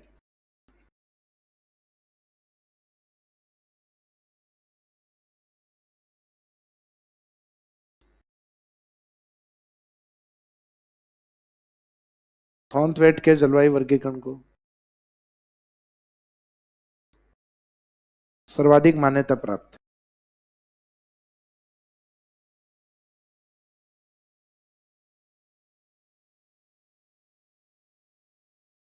तो इसमें थॉर्नवेट्स क्लाइमेट क्लासिफिकेशन,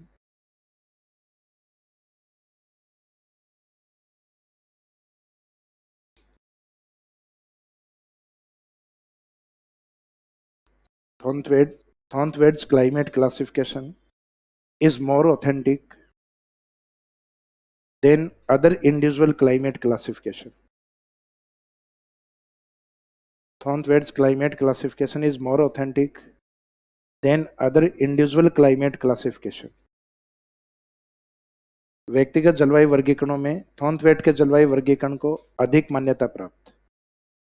तो बाई चांस इन तीनों में अगर ज्यादा ऑथेंटिक पूछा जाए, मोर ऑथेंटिक कौन सा है? थॉर्नथवेट। इन्होंने विश्व में जितने कंट्रीज के जैसे जैसे क्लाइमेट है उस प्रकार की क्लाइमेट इंडिकेट की थी स्टार्टिंग में। इन्होंने विश्व की जलवायु को 120 भागों में बांटा था। फिर जो क्लाइमेटोलॉजिस्ट इकट्ठे हुए उन्होंने कहा कि 120 भाग को मैप में इंडिकेट करो। तो इन्होंने कहा सॉरी शक्तिमान नहीं होगा। तो उन्होंने कहा कि नहीं होगा तो मान्यता नहीं मिलेगी। तो बाद में इन्होंने अपने ही जलवायु वर्गीकरण में चेंजेस करके पूरे विश्व की जलवायु को कितने भागों में बांटा? 32। उन 32 में से अपने यहाँ उन्हीं में से 4। तो इनके वर्गीकरण काफी सबसे टफ वर्गीकरण है इनका। इसका सबसे अधिक ऑथेंटिसिटी। कई बार होता है ना, कोई व्यक्ति अपनी थ्योरी जो देता है, थ्योरी हो सकता है टफ हो, लेकिन उसके पीछे ऑथेंटिसिटी उसका कारण हो सकता है। तो इनका वर्गीकरण सर्वाधिक मान्यता है। कोपेन का वर्गीकरण है वो ज्यादा इजी है, इस कारण विश्व में फेम उसको ज्यादा मिली और स्टार्टिंग में दिया था उन्होंने। तो इजी होने के कारण और एक स्टार्टिंग में आने के कारण फेम अधिक मिली। लेकिन बाद में सबसे ज्यादा ऑथेंटिक वर्गीकरण में से किसको माना गया? थॉर्नथवेट को। तो अपने एग्जाम में आज भी जो इजी वर्गीकरण है वो ज्यादा दिया जाता है कोपेन। पुराने क्वेश्चन पेपर निकालोगे ज्यादा क्वेश्चन अपने कोपेन से, लेकिन आजकल अब धीरे धीरे क्वेश्चन थॉर्नथवेट से आने लग गए। त्रिवार्था से सदियों में एक क्वेश्चन पूछा हुआ है आज तक, और वो भी आप जहां प्रैक्टिस करोगे उस बुक में गलत दिया हुआ आंसर। क्वेश्चन है कि वर्षा पर आधारित वर्गीकरण मुख्यतः किस व्यक्ति का है? तो उसमें आंसर है त्रिवार्था। तो आप प्रैक्टिस करोगे उसमें आंसर गलत दे रखे।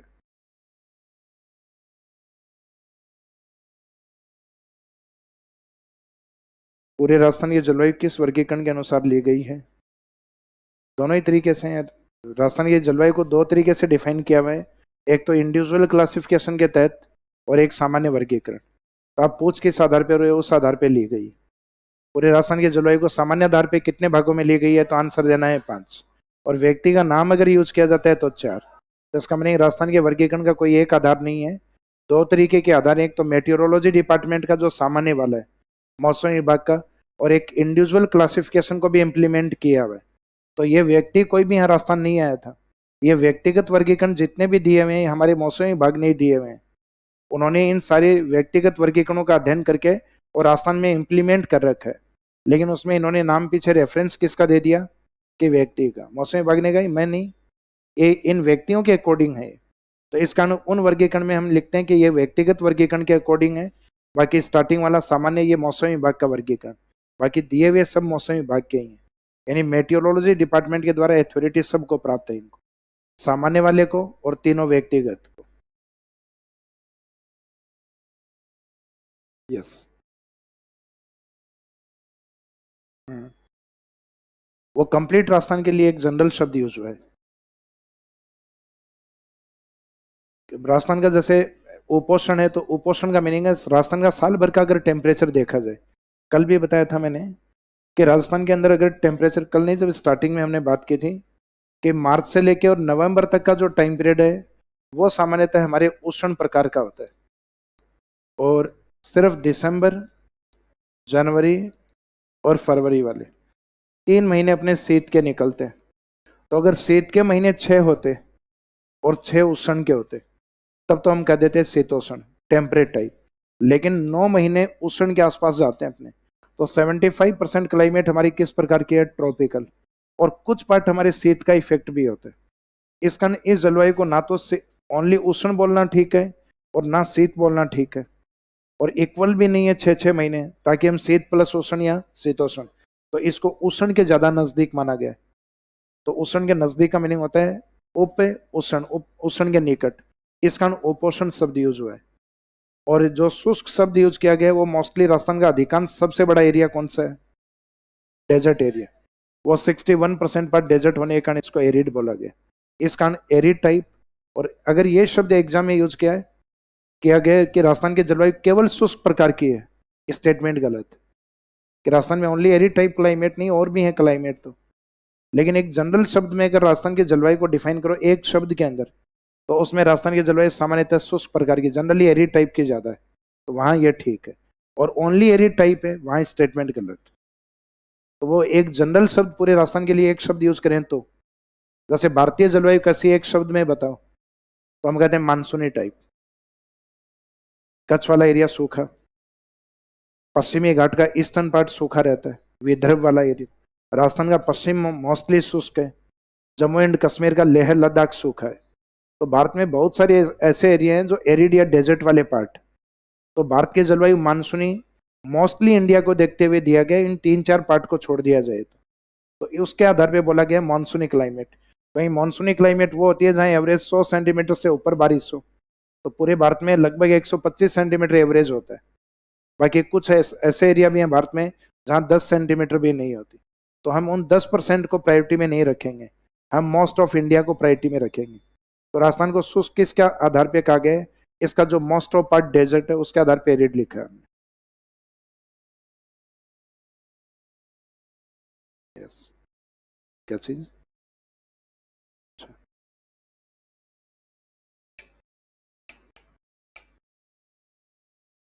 Thank you, most welcome. हाँ जी, अब चैप्टर के स्टार्टिंग के 3 पार्ट आपके कंप्लीट हो गए हैं, क्लाइमेट क्लासिफिकेशन जो सबसे इंपॉर्टेंट था। अब नेक्स्ट डे हेडिंग जलवायु ऋतु वर्गीकरण, तो क्लाइमेट वाले टॉपिक में नेक्स्ट है सीजन क्लासिफिकेशन।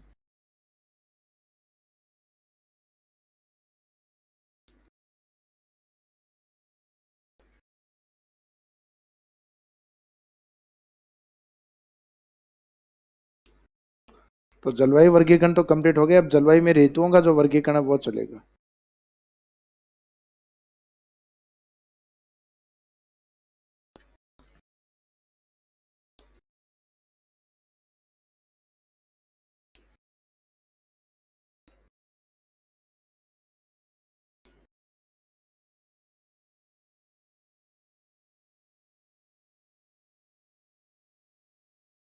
तो वर्तमान में हमारे जो मेटेरोलॉजी डिपार्टमेंट है उसने 2010 से एक ऋतु और बढ़ा दी है, शरद ऋतु।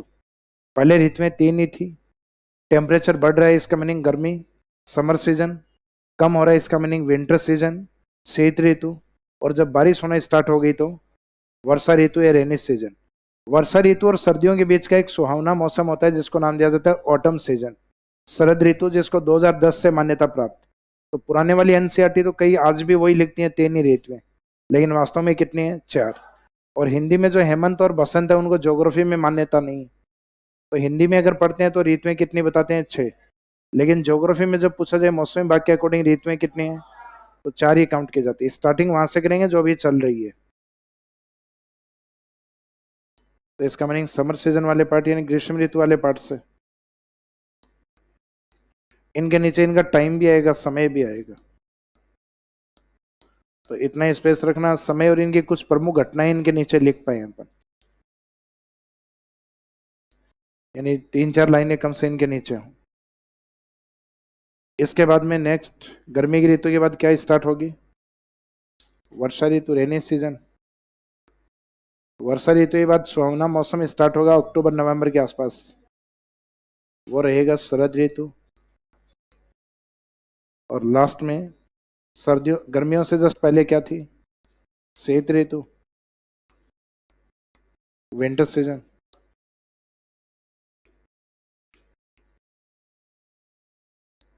तो एक तो समर वाला पार्ट, इसके बाद में रेनी सीजन,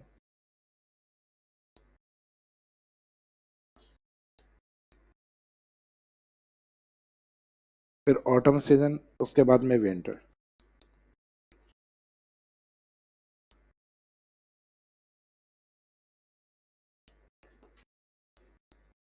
सीजन सब में कॉमा लगेगा इनमें। टाइम पीरियड, तो टाइम पीरियड मेरे हिसाब से ज्योग्राफी में रटने वाली चीजें नहीं है। ये वो चीजें हैं जो आप लगभग साल भर इन चीजों को हम जीते हैं, हमारे एनवायरनमेंट में हम चेंजेस देखते हैं।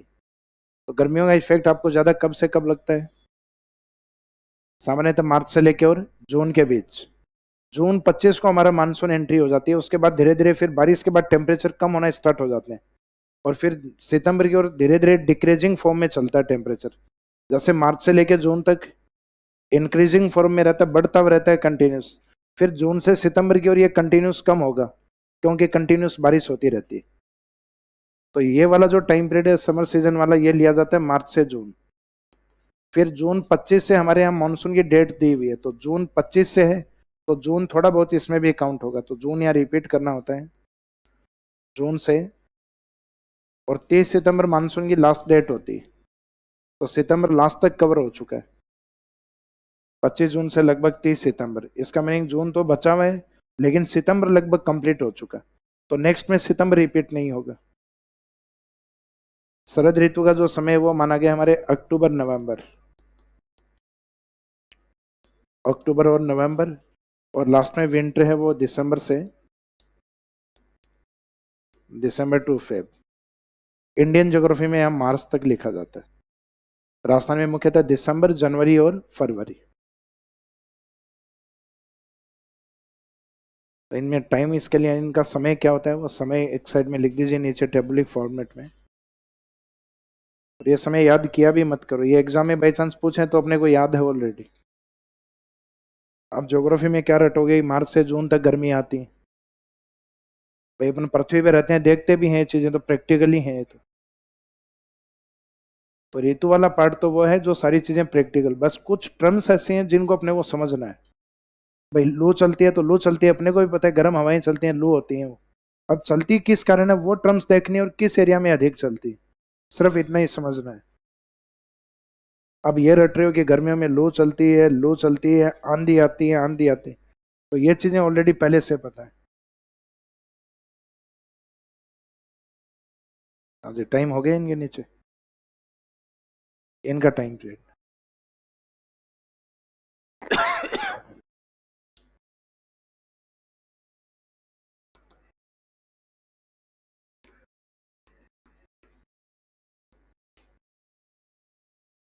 हर ऋतु का अपना एक निश्चित फिनोमिना या घटना होती है। तो इसमें पाई जाने वाले फिनोमिना या घटनाएं कौन सी हैं, या ऐसे इंपॉर्टेंट इवेंट्स कौन से हैं जो देख के अपने को लगता है कि गर्मी की ऋतु चल रही है? तो एक तो गर्म हवाएं होती हैं, लू, एक ही समय आंधी, और एक धूल के चक्रवात होते हैं जिसको हम कहते हैं बबूला। जिनको कई जगह बोतल्या, कई जगह बोंगला, ज्योग्राफी में बबूलिया लिखा हुआ है।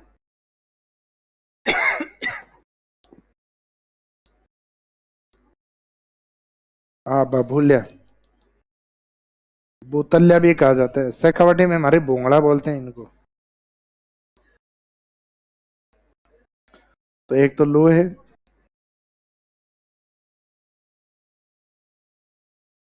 Dust storm.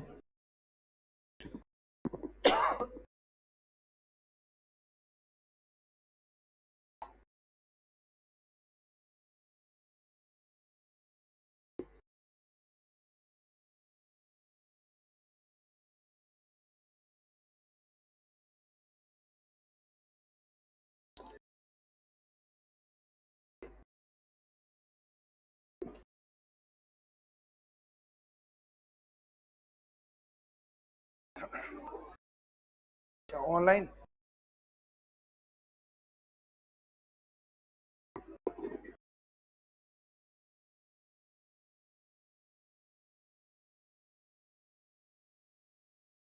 तो इसमें इसमें एक लो वाला पार्ट, एक डस्ट स्टॉर्म, और ये धूल के चक्रवात होते हैं।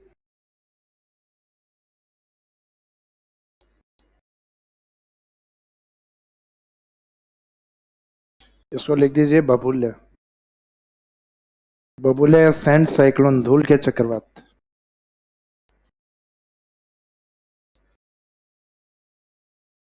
जब धूल इस तरीके से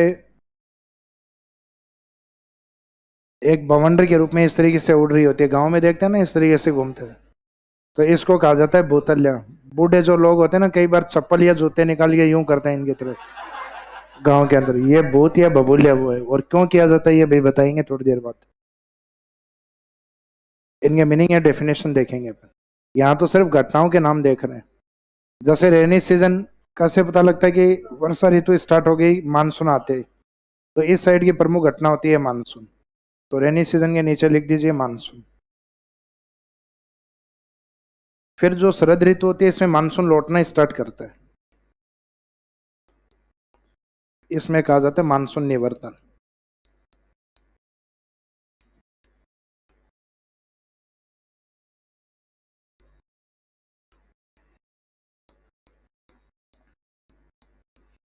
जैसे इधर था मानसून, उधर है radiating monsoon, radiating of monsoon, monsoon का निवर्तन होना या मानसून का लौटना। तो रेडिएटिंग ऑफ मानसून, मानसून जैसे लौटता है उस समय हमारी आर्द्रता बढ़ती है या कम होती है? मानसून आता है तब बढ़ती है, और मानसून जाता है तब तब आर्द्रता कम होती है। तो एटमॉस्फेयर में जैसे जैसे ह्यूमिडिटी कम होगी, आर्द्रता कम होगी, वैसे वैसे एक बार टेम्परेचर बढ़ना स्टार्ट होगा। क्योंकि जमीन में नमी है भी, लेकिन एटमॉस्फेयर में से नहीं है, तो सोलर रेडिएशन नीचे तक आती है, और जमीन की जो नमी होती है उस टेम्परेचर को ऑब्जर्व कर लेती है, उसको तापमान को रोक लेती है। तो अचानक गर्मी बढ़ती है अक्टूबर में 1 से 2 वीक तक। जब तक वो नमी जमीन के अंदर बनी हुई है, कुछ समय बाद वो नमी नीचे बैठ जाएगी, क्योंकि बारिश के द्वारा जमीन में कुछ समय तक नमी रहती, लेकिन एटमॉस्फेयर में से नमी हटी, तो उस समय अचानक जो टेम्परेचर बढ़ता है अक्टूबर के आसपास, उसको कहा जाता है अक्टूबर हीट या कार्तिक हीट।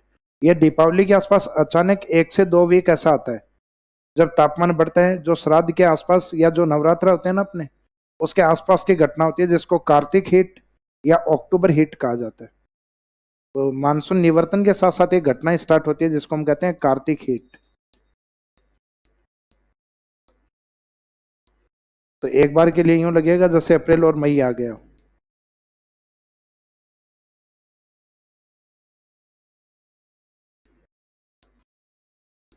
कार्तिक या अक्टूबर हीट,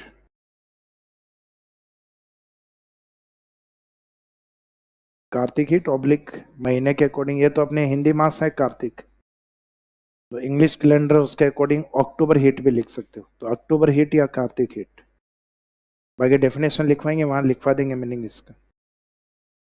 फिर विंटर सीजन आता है। विंटर सीजन की जो मुख्य घटना है, एक तो हिमालय की ओर से ठंडी हवाएं आती जिसको हम कहते हैं शीतलहर, और एक सर्दियों में बारिश आती है, उसको हम क्या कहते हैं मावट। तो एक तो आती है इसमें कोल्ड वेव्स, हिमालय की ओर से जो ठंडी हवाएं आती हैं शीतलहर, एक होती है मावट।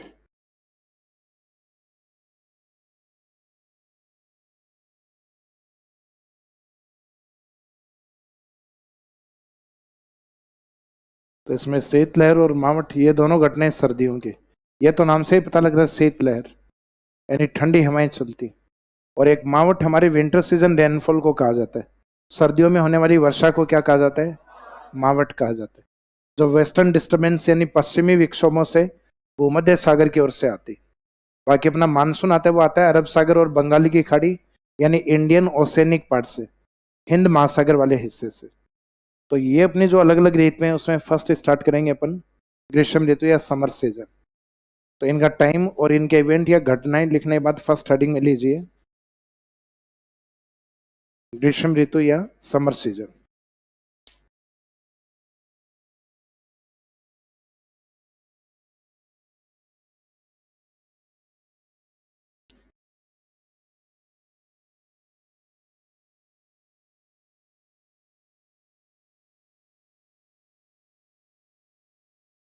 तो टाइम तो वापस रिपीट करने की आवश्यकता नहीं, अपने को तो इन घटनाओं के बारे में देखना है। जैसे सबसे पहले क्या लिखा आपने, लू।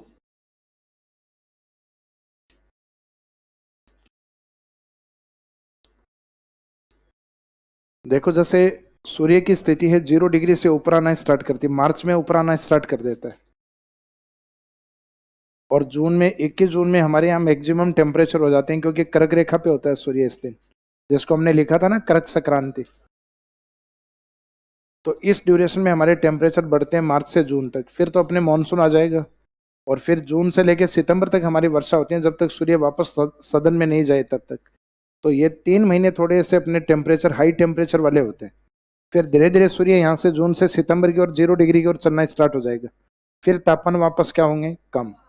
तो ये जब कर्क रेखा की ओर आता है तब इंक्रीजिंग टेम्परेचर होते हैं, बढ़ते हुए। और जब अपने से वापस ये दक्षिणी गोलार्ध की ओर जाता है सूर्य, हालांकि पृथ्वी रोटेट करती है इसलिए होता है, सूर्य कहीं नहीं आता जाता, सूर्य सेंटर में रहता है। ये सब पृथ्वी के घूर्णन के कारण है। लेकिन ये लिखा यही जाता है सूर्य के उत्तरायण होने से और सूर्य के दक्षिणायन। तो ज्योग्राफी में समझ में इसी से आता है और थ्योरी में भी ऐसे ही लिखा जाता है। बाकी कोई सूर्य उत्तरायण दक्षिणायन नहीं होता कभी। पृथ्वी की जो रोटेशन है उसके कारण पृथ्वी की जो अपनी एक्सिस पे झुकाव है, जैसे पृथ्वी इस तरीके से झुकी हुई है, यहाँ सूर्य है, तो नॉर्थ वाला पार्ट सूर्य के सामने, और ये पृथ्वी घूमते हुए अगर इस वाली पोजीशन में आ गई तो नॉर्थ वाला पार्ट फेस उस साइड में और सदर्न वाला पार्ट सामने आ जाता है। तो 6 महीने तो सूर्य के सामने नदन पार्ट रहता है, नदन हेमेस्फेयर, और 6 महीने होता है सदर्न हेमेस्फेयर। इस कारण 6 महीने गर्मियों के होते हैं अपने यहाँ। हमारे दिन बड़े होते हैं, जैसे मार्च से लेके सितंबर तक। फिर सितंबर से लेके और मार्च तक हमारे जो दिन है वो छोटे, और रात्रि के समय क्या होते हैं, बड़े। तो आप गांव में जाके वास्तव में देखोगे अक्टूबर से हल्की सर्दियां स्टार्ट हो जाती हैं। अक्टूबर, नवंबर, दिसंबर, जनवरी, फरवरी और मार्च, मार्च तक हल्की सर्दियां होती। और फिर मार्च के बाद वहां टेम्परेचर बढ़ने स्टार्ट होते हैं, जो सितंबर तक अधिक रहते हैं। तो जो लू का कारण है वो माना जाता है जब सूर्य उत्तरी गोलार्ध में आते हैं, तो अपने यहाँ की जो सतह है यानी पृथ्वी का जो हिस्सा है जिसपे अपन है, यहाँ के टेम्परेचर क्या होंगे, बढ़ना स्टार्ट होते हैं। और टेम्परेचर बढ़ने के साथ अपने एटमॉस्फेयर में जो पार्टिकल्स हैं, हवाएं हैं, धूल के कण वगैरह हैं, वो सब गर्म होकर धीरे धीरे फैलना स्टार्ट होते हैं। फिजिक्स हो गई आपकी। तो फिजिक्स जब पढ़ोगे उसमें तापमान के स्थानांतरण के कुछ मेथड पढ़ोगे आप, कि कुछ विधियां होती हैं तापमान के स्थानांतरण की। जैसे सूर्य से अपने पास तापमान किस मेथड से आता है, रेडिएशन मेथड से। किससे आता है, रेडिएशन, विकिरणों के माध्यम से। हम बोलते भी यही है सौर विकिरण, सोलर रेडिएशन। तो सूर्य से तापमान जो हमारे पास आता है उसमें किसी माध्यम की आवश्यकता नहीं होती। तो तापमान का स्थानांतरण बिना किसी माध्यम के किस प्रकार से होता है, रेडिएशन से होता है।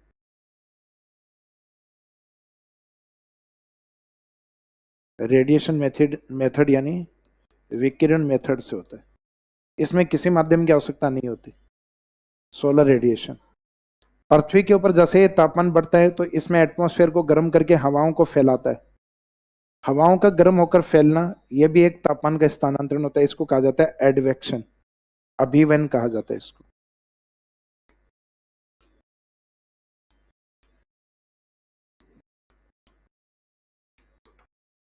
ये धीरे धीरे हवाएं गर्म होकर फैलती है, और अधिक टेम्परेचर बढ़ता है तब हवाएं गर्म होकर ऊपर उठना स्टार्ट हो जाती है। वो है कन्वेक्शन करंट, संवहनीय प्रवाह। और हवाएं जब ऊपर की ओर उठने लग जाती हैं तो नीचे की ओर एयर प्रेशर क्या हो जाता है, ये आंधी आने के पीछे कारण ये होता है। और हवाएं गर्म होकर फैलना स्टार्ट करती हैं। जैसे ही हम बाहर जाएंगे गर्म हवाएं उनके थपोड़े अपने फेस पे लगेंगे।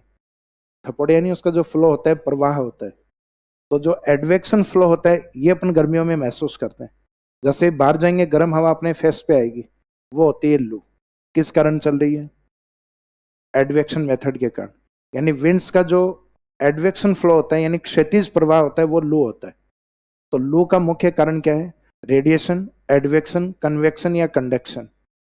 यानी ये शब्द हैं जिसमें टेम्परेचर के स्थानांतरण की बात की। जैसे एक चिमटा है, चूल्हे के ऊपर आप उस चिमटे से रोटियां बनाते हो तो धीरे धीरे क्या होता है, चिमटे का दूसरा हिस्सा भी गर्म होता है क्योंकि मेटल है। तो उसमें तापमान कंटिन्यूस स्थानांतरण हो रहा है, उसको कहते हैं चालन, कंडक्शन। तो कुछ वस्तुओं में कंडक्शन की स्थिति पाई जाती है, मेटल्स के अंदर जनरली। तो मुख्यतः धातुओं में एक हिस्से के गर्म होने पर धीरे धीरे दूसरा गर्म होना कौन सी प्रक्रिया है, चालन की प्रक्रिया, कंडक्शन कहा जाता है। हवाओं का गर्म होकर और क्षैतिज रूप में फैलना कौन सा मेथड है, अभिवहनीय मेथड, इसको एडवेक्शन मेथड कहते हैं। हवाओं का गर्म होकर लंबवत रूप से ऊपर की ओर वायुमंडल को गर्म करना, इसको कन्वेक्शन मेथड कहा जाता है।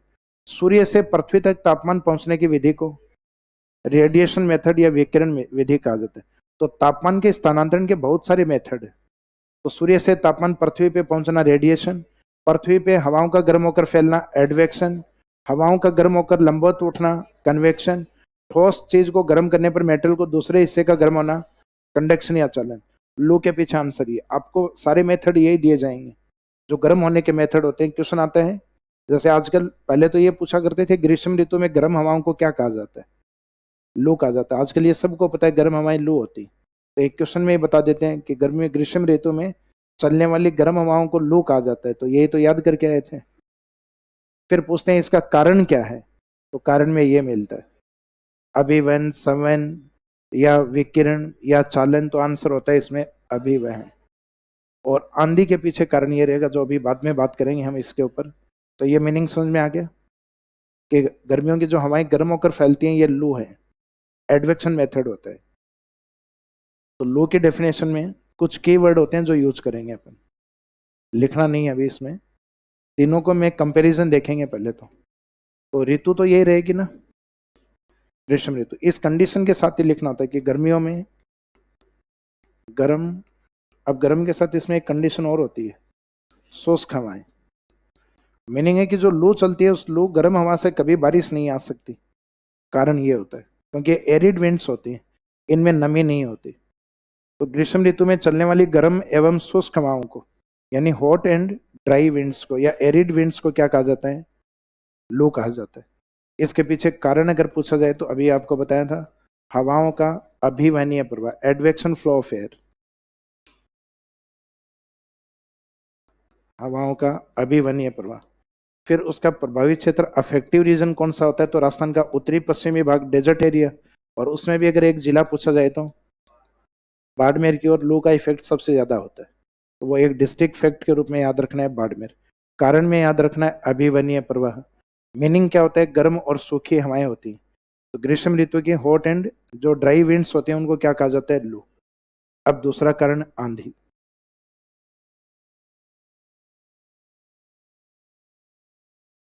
डस्ट स्टॉर्म यानी जो धूल के चक्रवात आते हैं गर्मियों में।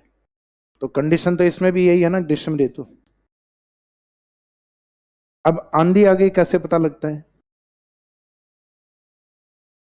धूल उड़ती हुई दिखाई देती है। भाई बाहर जाएंगे अपने को धूल उड़ती हुई दिखाई दे रही है तो हम देखते हैं कहेंगे आंधी आ रही है। तो एक कंडीशन तो धूल होनी चाहिए इसमें। तो ग्रीष्म ऋतु में धूल भरी प्लस आर्द्रता युक्त हवाएं, आर्द्रता युक्त या नमी युक्त हवाओं को आंधी कहा जाता है। अब इसमें नमी कैसे आई, क्योंकि कई बार आपने ये तो फील किया आंधी के साथ कई बार बारिश भी हो जाती है 2 4 5 मिनट। तो इसका मीनिंग इनमें नमी तो होती है। लेकिन ये नमी किस कारण आई, तो उसका ये कारण है जैसे अपने यहाँ धीरे धीरे टेम्परेचर बढ़ रहे हैं। टेम्परेचर बढ़ने का मीनिंग एयर प्रेशर क्या हो रहा है, कम हो रहा है। क्यों, क्योंकि हवाएं गर्म होकर ऊपर उठ रही हैं। और ऊपर उठने को हम क्या कहेंगे, कन्वेक्शन फ्लो ऑफ एयर, हवाओं का संवहनीय प्रवाह। तो हवाएं गर्म होकर ऊपर की ओर जा रही हैं, जिससे हवा का नीचे की ओर सतह सतह पे जो एयर प्रेशर या वायु दाब वो धीरे धीरे क्या हो रहा है, कम। और हमें पता है कि समुद्र का जो पानी है वो धीरे धीरे गर्म होता है, धीरे गर्म होता है, इसका मीनिंग वहाँ टेम्परेचर और वहाँ का एयर प्रेशर ज़्यादा है। तो हमारा जो लैंड पार्ट जल्दी गर्म होता है जहाँ एयर प्रेशर कम हो जाता है, तो हवाओं का फ्लो समुद्र की ओर से धीरे धीरे बनना स्टार्ट हो जाता है। अब समुद्र की ओर से विंड्स आना स्टार्ट होती है, तो समुद्र की ओर से आने वाली जो विंड्स होती है उनमें क्या होती है, आर्द्रता, ह्यूमिड विंड्स होती है। अब ये आर्द्र हवाएं जो आ रही है वो हवाएं अपनी प्रेशर से पश्चिमी राजस्थान के डस्ट को उठाना स्टार्ट करती हैं। इनमें नमी इतनी ज्यादा नहीं होती स्टार्टिंग में, अब धीरे धीरे टेम्परेचर बढ़ेगा, उसके साथ नमी बढ़ती जाएगी, फिर हम कहेंगे मानसून एक्टिव हो गए। अभी स्टार्टिंग में नमी कम रहती, तो धीरे धीरे जैसे विंड फ्लो आएगा तो ये अपने साथ डस्ट को उठा के कई बार इधर ले आता है, तो इधर ले आता है तो साथ साथ में उसमें डस्ट डस्ट ऐड हो गई, यहाँ से धूल ऐड हो गई। अब फिर अपन इधर अपन कह रहे हैं कि जो नमी युक्त और धूल भरी हवाएं जो अपनी और पश्चिम की ओर से आ रही हैं उनको क्या कहा जाता है, आंधी। तभी कहा जाता है राजस्थान में जनरली आंधियों की जो दिशा होती है वो क्या होती है, पश्चिम से पूर्व की ओर होती है, पश्चिम से मुख्यतः नॉर्थ की ओर, गंगानगर की ओर अधिक चलती है। एक डिस्ट्रिक्ट के तौर पे पूछा जाए, नदन राजस्थान की ओर इफेक्ट अधिक है, बाकी जनरली डायरेक्शन होती है पश्चिम से पूर्व की ओर। तो ये दिया जाए कि भाई आंधी धूल भरी और मुख्यतः आर्द्र हवाएं होती हैं, इनकी दिशा राजस्थान की पूर्व से पश्चिम में होती। तो आधा स्टेटमेंट तो ठीक था, लेकिन डायरेक्शन ईस्ट से वेस्ट की ओर नहीं, वेस्ट टू ईस्ट की ओर होती है इनकी दिशा।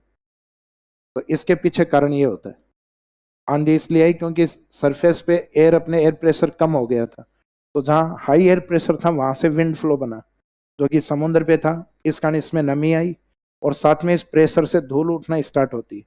तो ग्रीष्म ऋतु में चलने वाली धूल भरी और आर्द्रता युक्त हवाओं को क्या कहा जाता है, आंधी। और आंधी ऐसी घटना होती है इसके आने के बाद टेम्परेचर कम होता है, भाई 2-4-5 डिग्री सेल्सियस टेम्परेचर कम आ जाएगा। क्यों? क्योंकि इसमें नमी है और डस्ट पार्टिकल्स हैं जो टेम्परेचर को ऑब्जर्व कर लेंगे, अवशोषित करेंगे। जबकि लू एक ऐसी घटना होती है जिसमें हवाएं गर्म होकर फैलती हैं जो टेम्परेचर को इंक्रीज करती। तो ग्रीष्म ऋतु की वो घटना जो तापमान को बढ़ाए, जिस दिन लू चलती है, अपन गर्मियों में जाते हैं ना बाहर से करते हैं, ओ हो बहुत तेज तापमान था, तो जब लू चलती है तब ये ओ हो वाली फील आती है।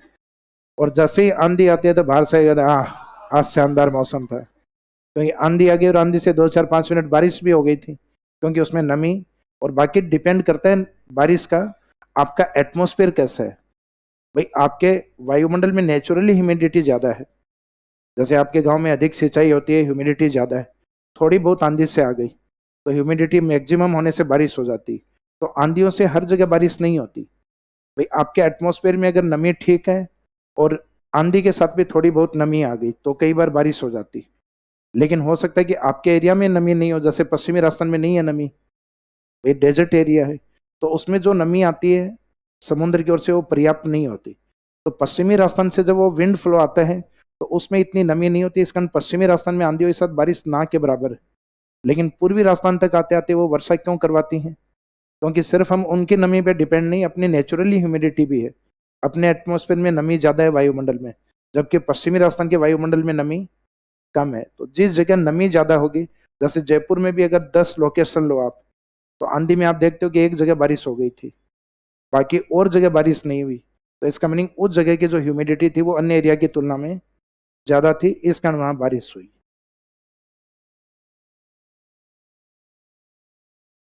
फिर नेक्स्ट है बाबुल्या। बाबुल्या इसको कहते हैं सैंड साइक्लोन, यानी धूल के चक्रवात। ये जैसे आप किसी एक पर्टिकुलर लोकेशन पे खड़े हो, फॉर एग्जाम्पल रिद्धि सीधी चौराहे पे खड़े हो, यहाँ पे सेंटर में, इस सेंटर पॉइंट पे टेम्परेचर अधिक होना चाहिए और एयर प्रेशर क्या होना चाहिए, कम। इससे 10-15 मीटर के डिस्टेंस पे इस सेंटर पॉइंट से थोड़ा टेम्परेचर कम है, थोड़ा टेम्परेचर कम है तो एयर प्रेशर ज्यादा है। यहाँ टेम्परेचर किसी भी कारण अधिक हो सकता है, कि यहाँ सरफेस पर ऐसी चट्टानें हों जो तापमान को ज्यादा होल्ड कर रही, और आसपास के एरिया में टेम्परेचर थोड़ा सा कम होल्ड हो रहा है, चट्टानों के द्वारा कम ग्रहण किया जा रहा है। तो हो सकता है इस सेंटर पार्ट पे टेम्परेचर ज्यादा ग्रहण होने से एयर प्रेशर क्या हो गया, कम, और पास की हवा का प्रेशर अधिक है, और जब भी हवाएं बाहर से और अंदर की ओर चलती हैं लो एयर प्रेशर की ओर, तो इसको साइक्लोन कहा जाता है। और जब सेंटर में एयर प्रेशर अधिक होता है और बाहर की ओर चलती हैं तो एंटी साइक्लोन होते हैं। केंद्र की ओर हवाओं का आना साइक्लोन यानी चक्रवात, और अपोजिट चलना प्रति चक्रवात।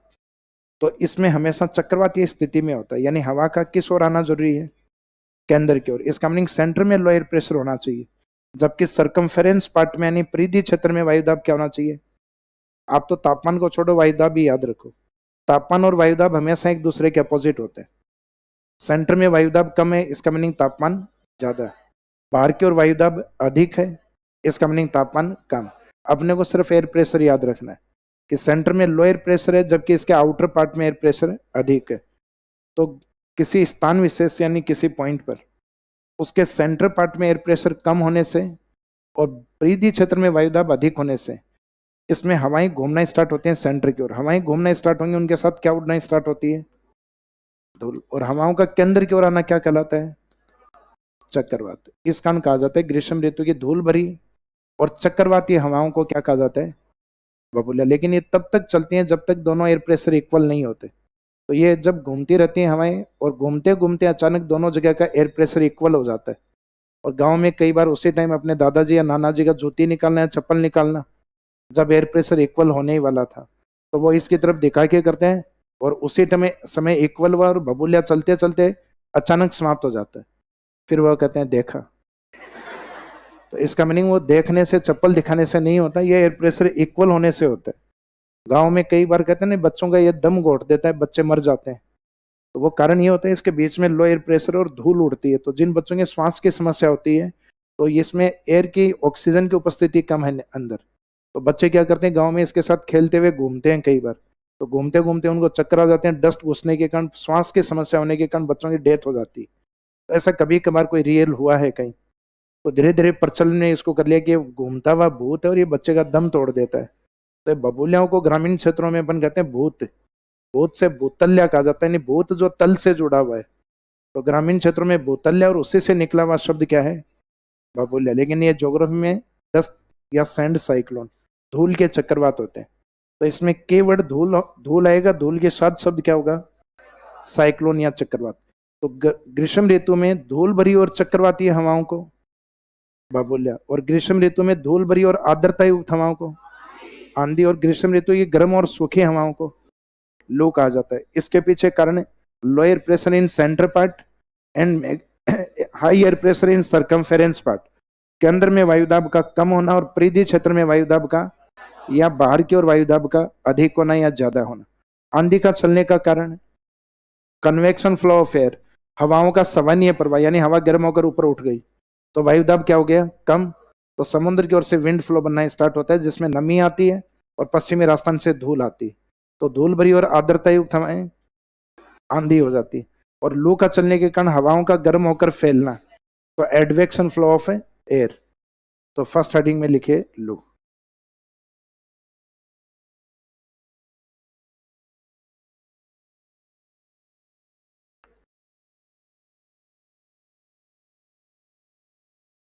बबूलिया दिखाओ सर, बीकानेर जाओ और देखो। भाई मैंने तो बताया वैसा होता है।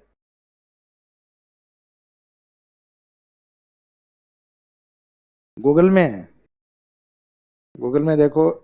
अपने गूगल सर्च इंजन अपने वाले मोबाइल में जी लिखा हुआ है ऊपर ऊपर। इसमें जो स्पेलिंग लिखा हुआ है इसको टाइप करना है और आगे एक सर्च वाला बटन है, उसको एक दो बार दबाना। मोबाइल पुराना है तो तीन चार बार दबाना। तो ये बबूलिया फिर ऊपर आएगा ऑल और एक तरफ आएगा वीडियो। तो ऑल के बारे में तो उसकी जानकारी है और वीडियो में उसके बहुत सारे वीडियो आएंगे। फिर उनमें से एक को क्लिक करना, फिर देखना।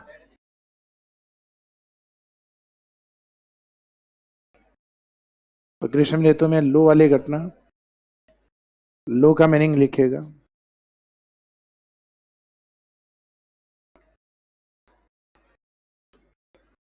कंडीशन ऋतु वाली तो लिखनी है साथ में इसमें।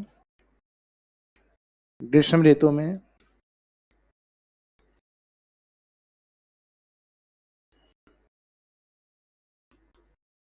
गर्म एवं शुष्क हवाओं को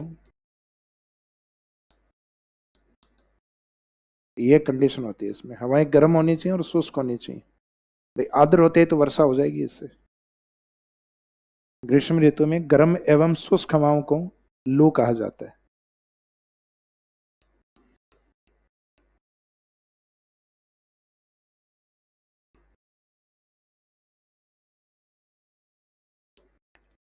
hot and dry winds,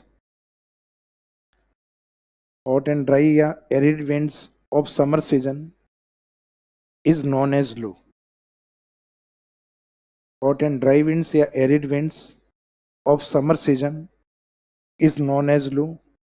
meaning तो ये हो गया गर्म और सूखी हवाएं। इसके पीछे कॉज या कारण लिखिए। हवाओं का अभिवहनीय प्रवाह, एडवेक्शन फ्लो ऑफ एयर, हवाएं गर्म होकर फैलती हैं वो कारण।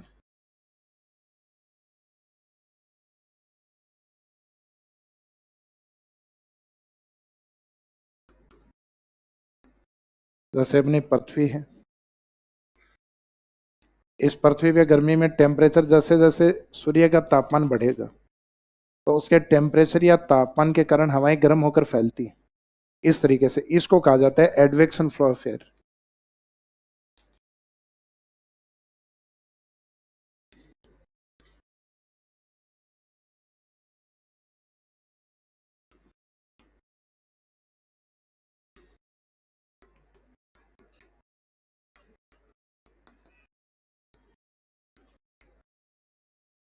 देखो इजी लैंग्वेज में लिखने को कह सकते हैं हवाओं का क्षैतिज प्रवाह, लेकिन एग्जाम में वो क्षैतिज शब्द नहीं आने वाला। एग्जाम में क्या आएगा? अभिवहनीय प्रवाह। तो ये की वर्ड होता है इसमें, एडवेक्शन फ्लो ऑफ एयर। हवाएं जो इस तरीके से फैलती हैं, गर्म होकर अगर ऊपर उठ जाती तो फिर आंधी आती, तो आंधी में अलग रहेगा कन्वेक्शन फ्लो ऑफ एयर। और इसका जो प्रभाव या प्रभावी क्षेत्र, तो प्रभावी क्षेत्र में लिखे उत्तरी पश्चिमी राजस्थान, ब्रैकेट में लिखना मैक्सिमम बाड़मेर या most effective Barmer. Affective reason,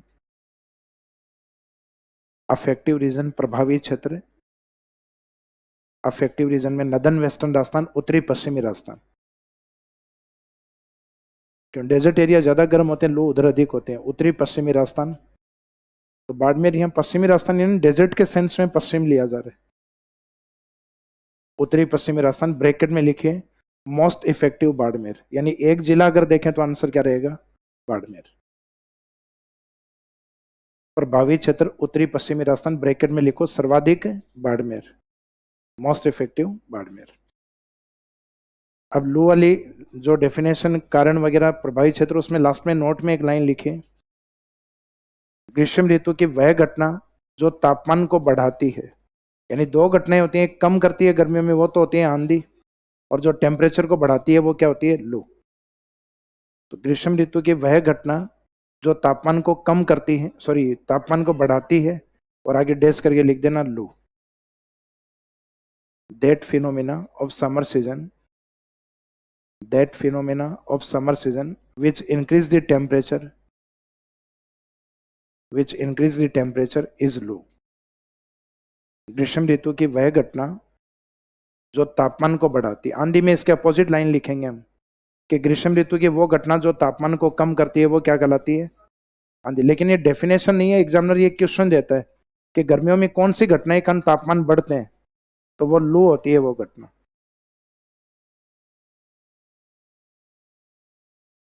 आंधी वगैरह ये देखेंगे अपन कल।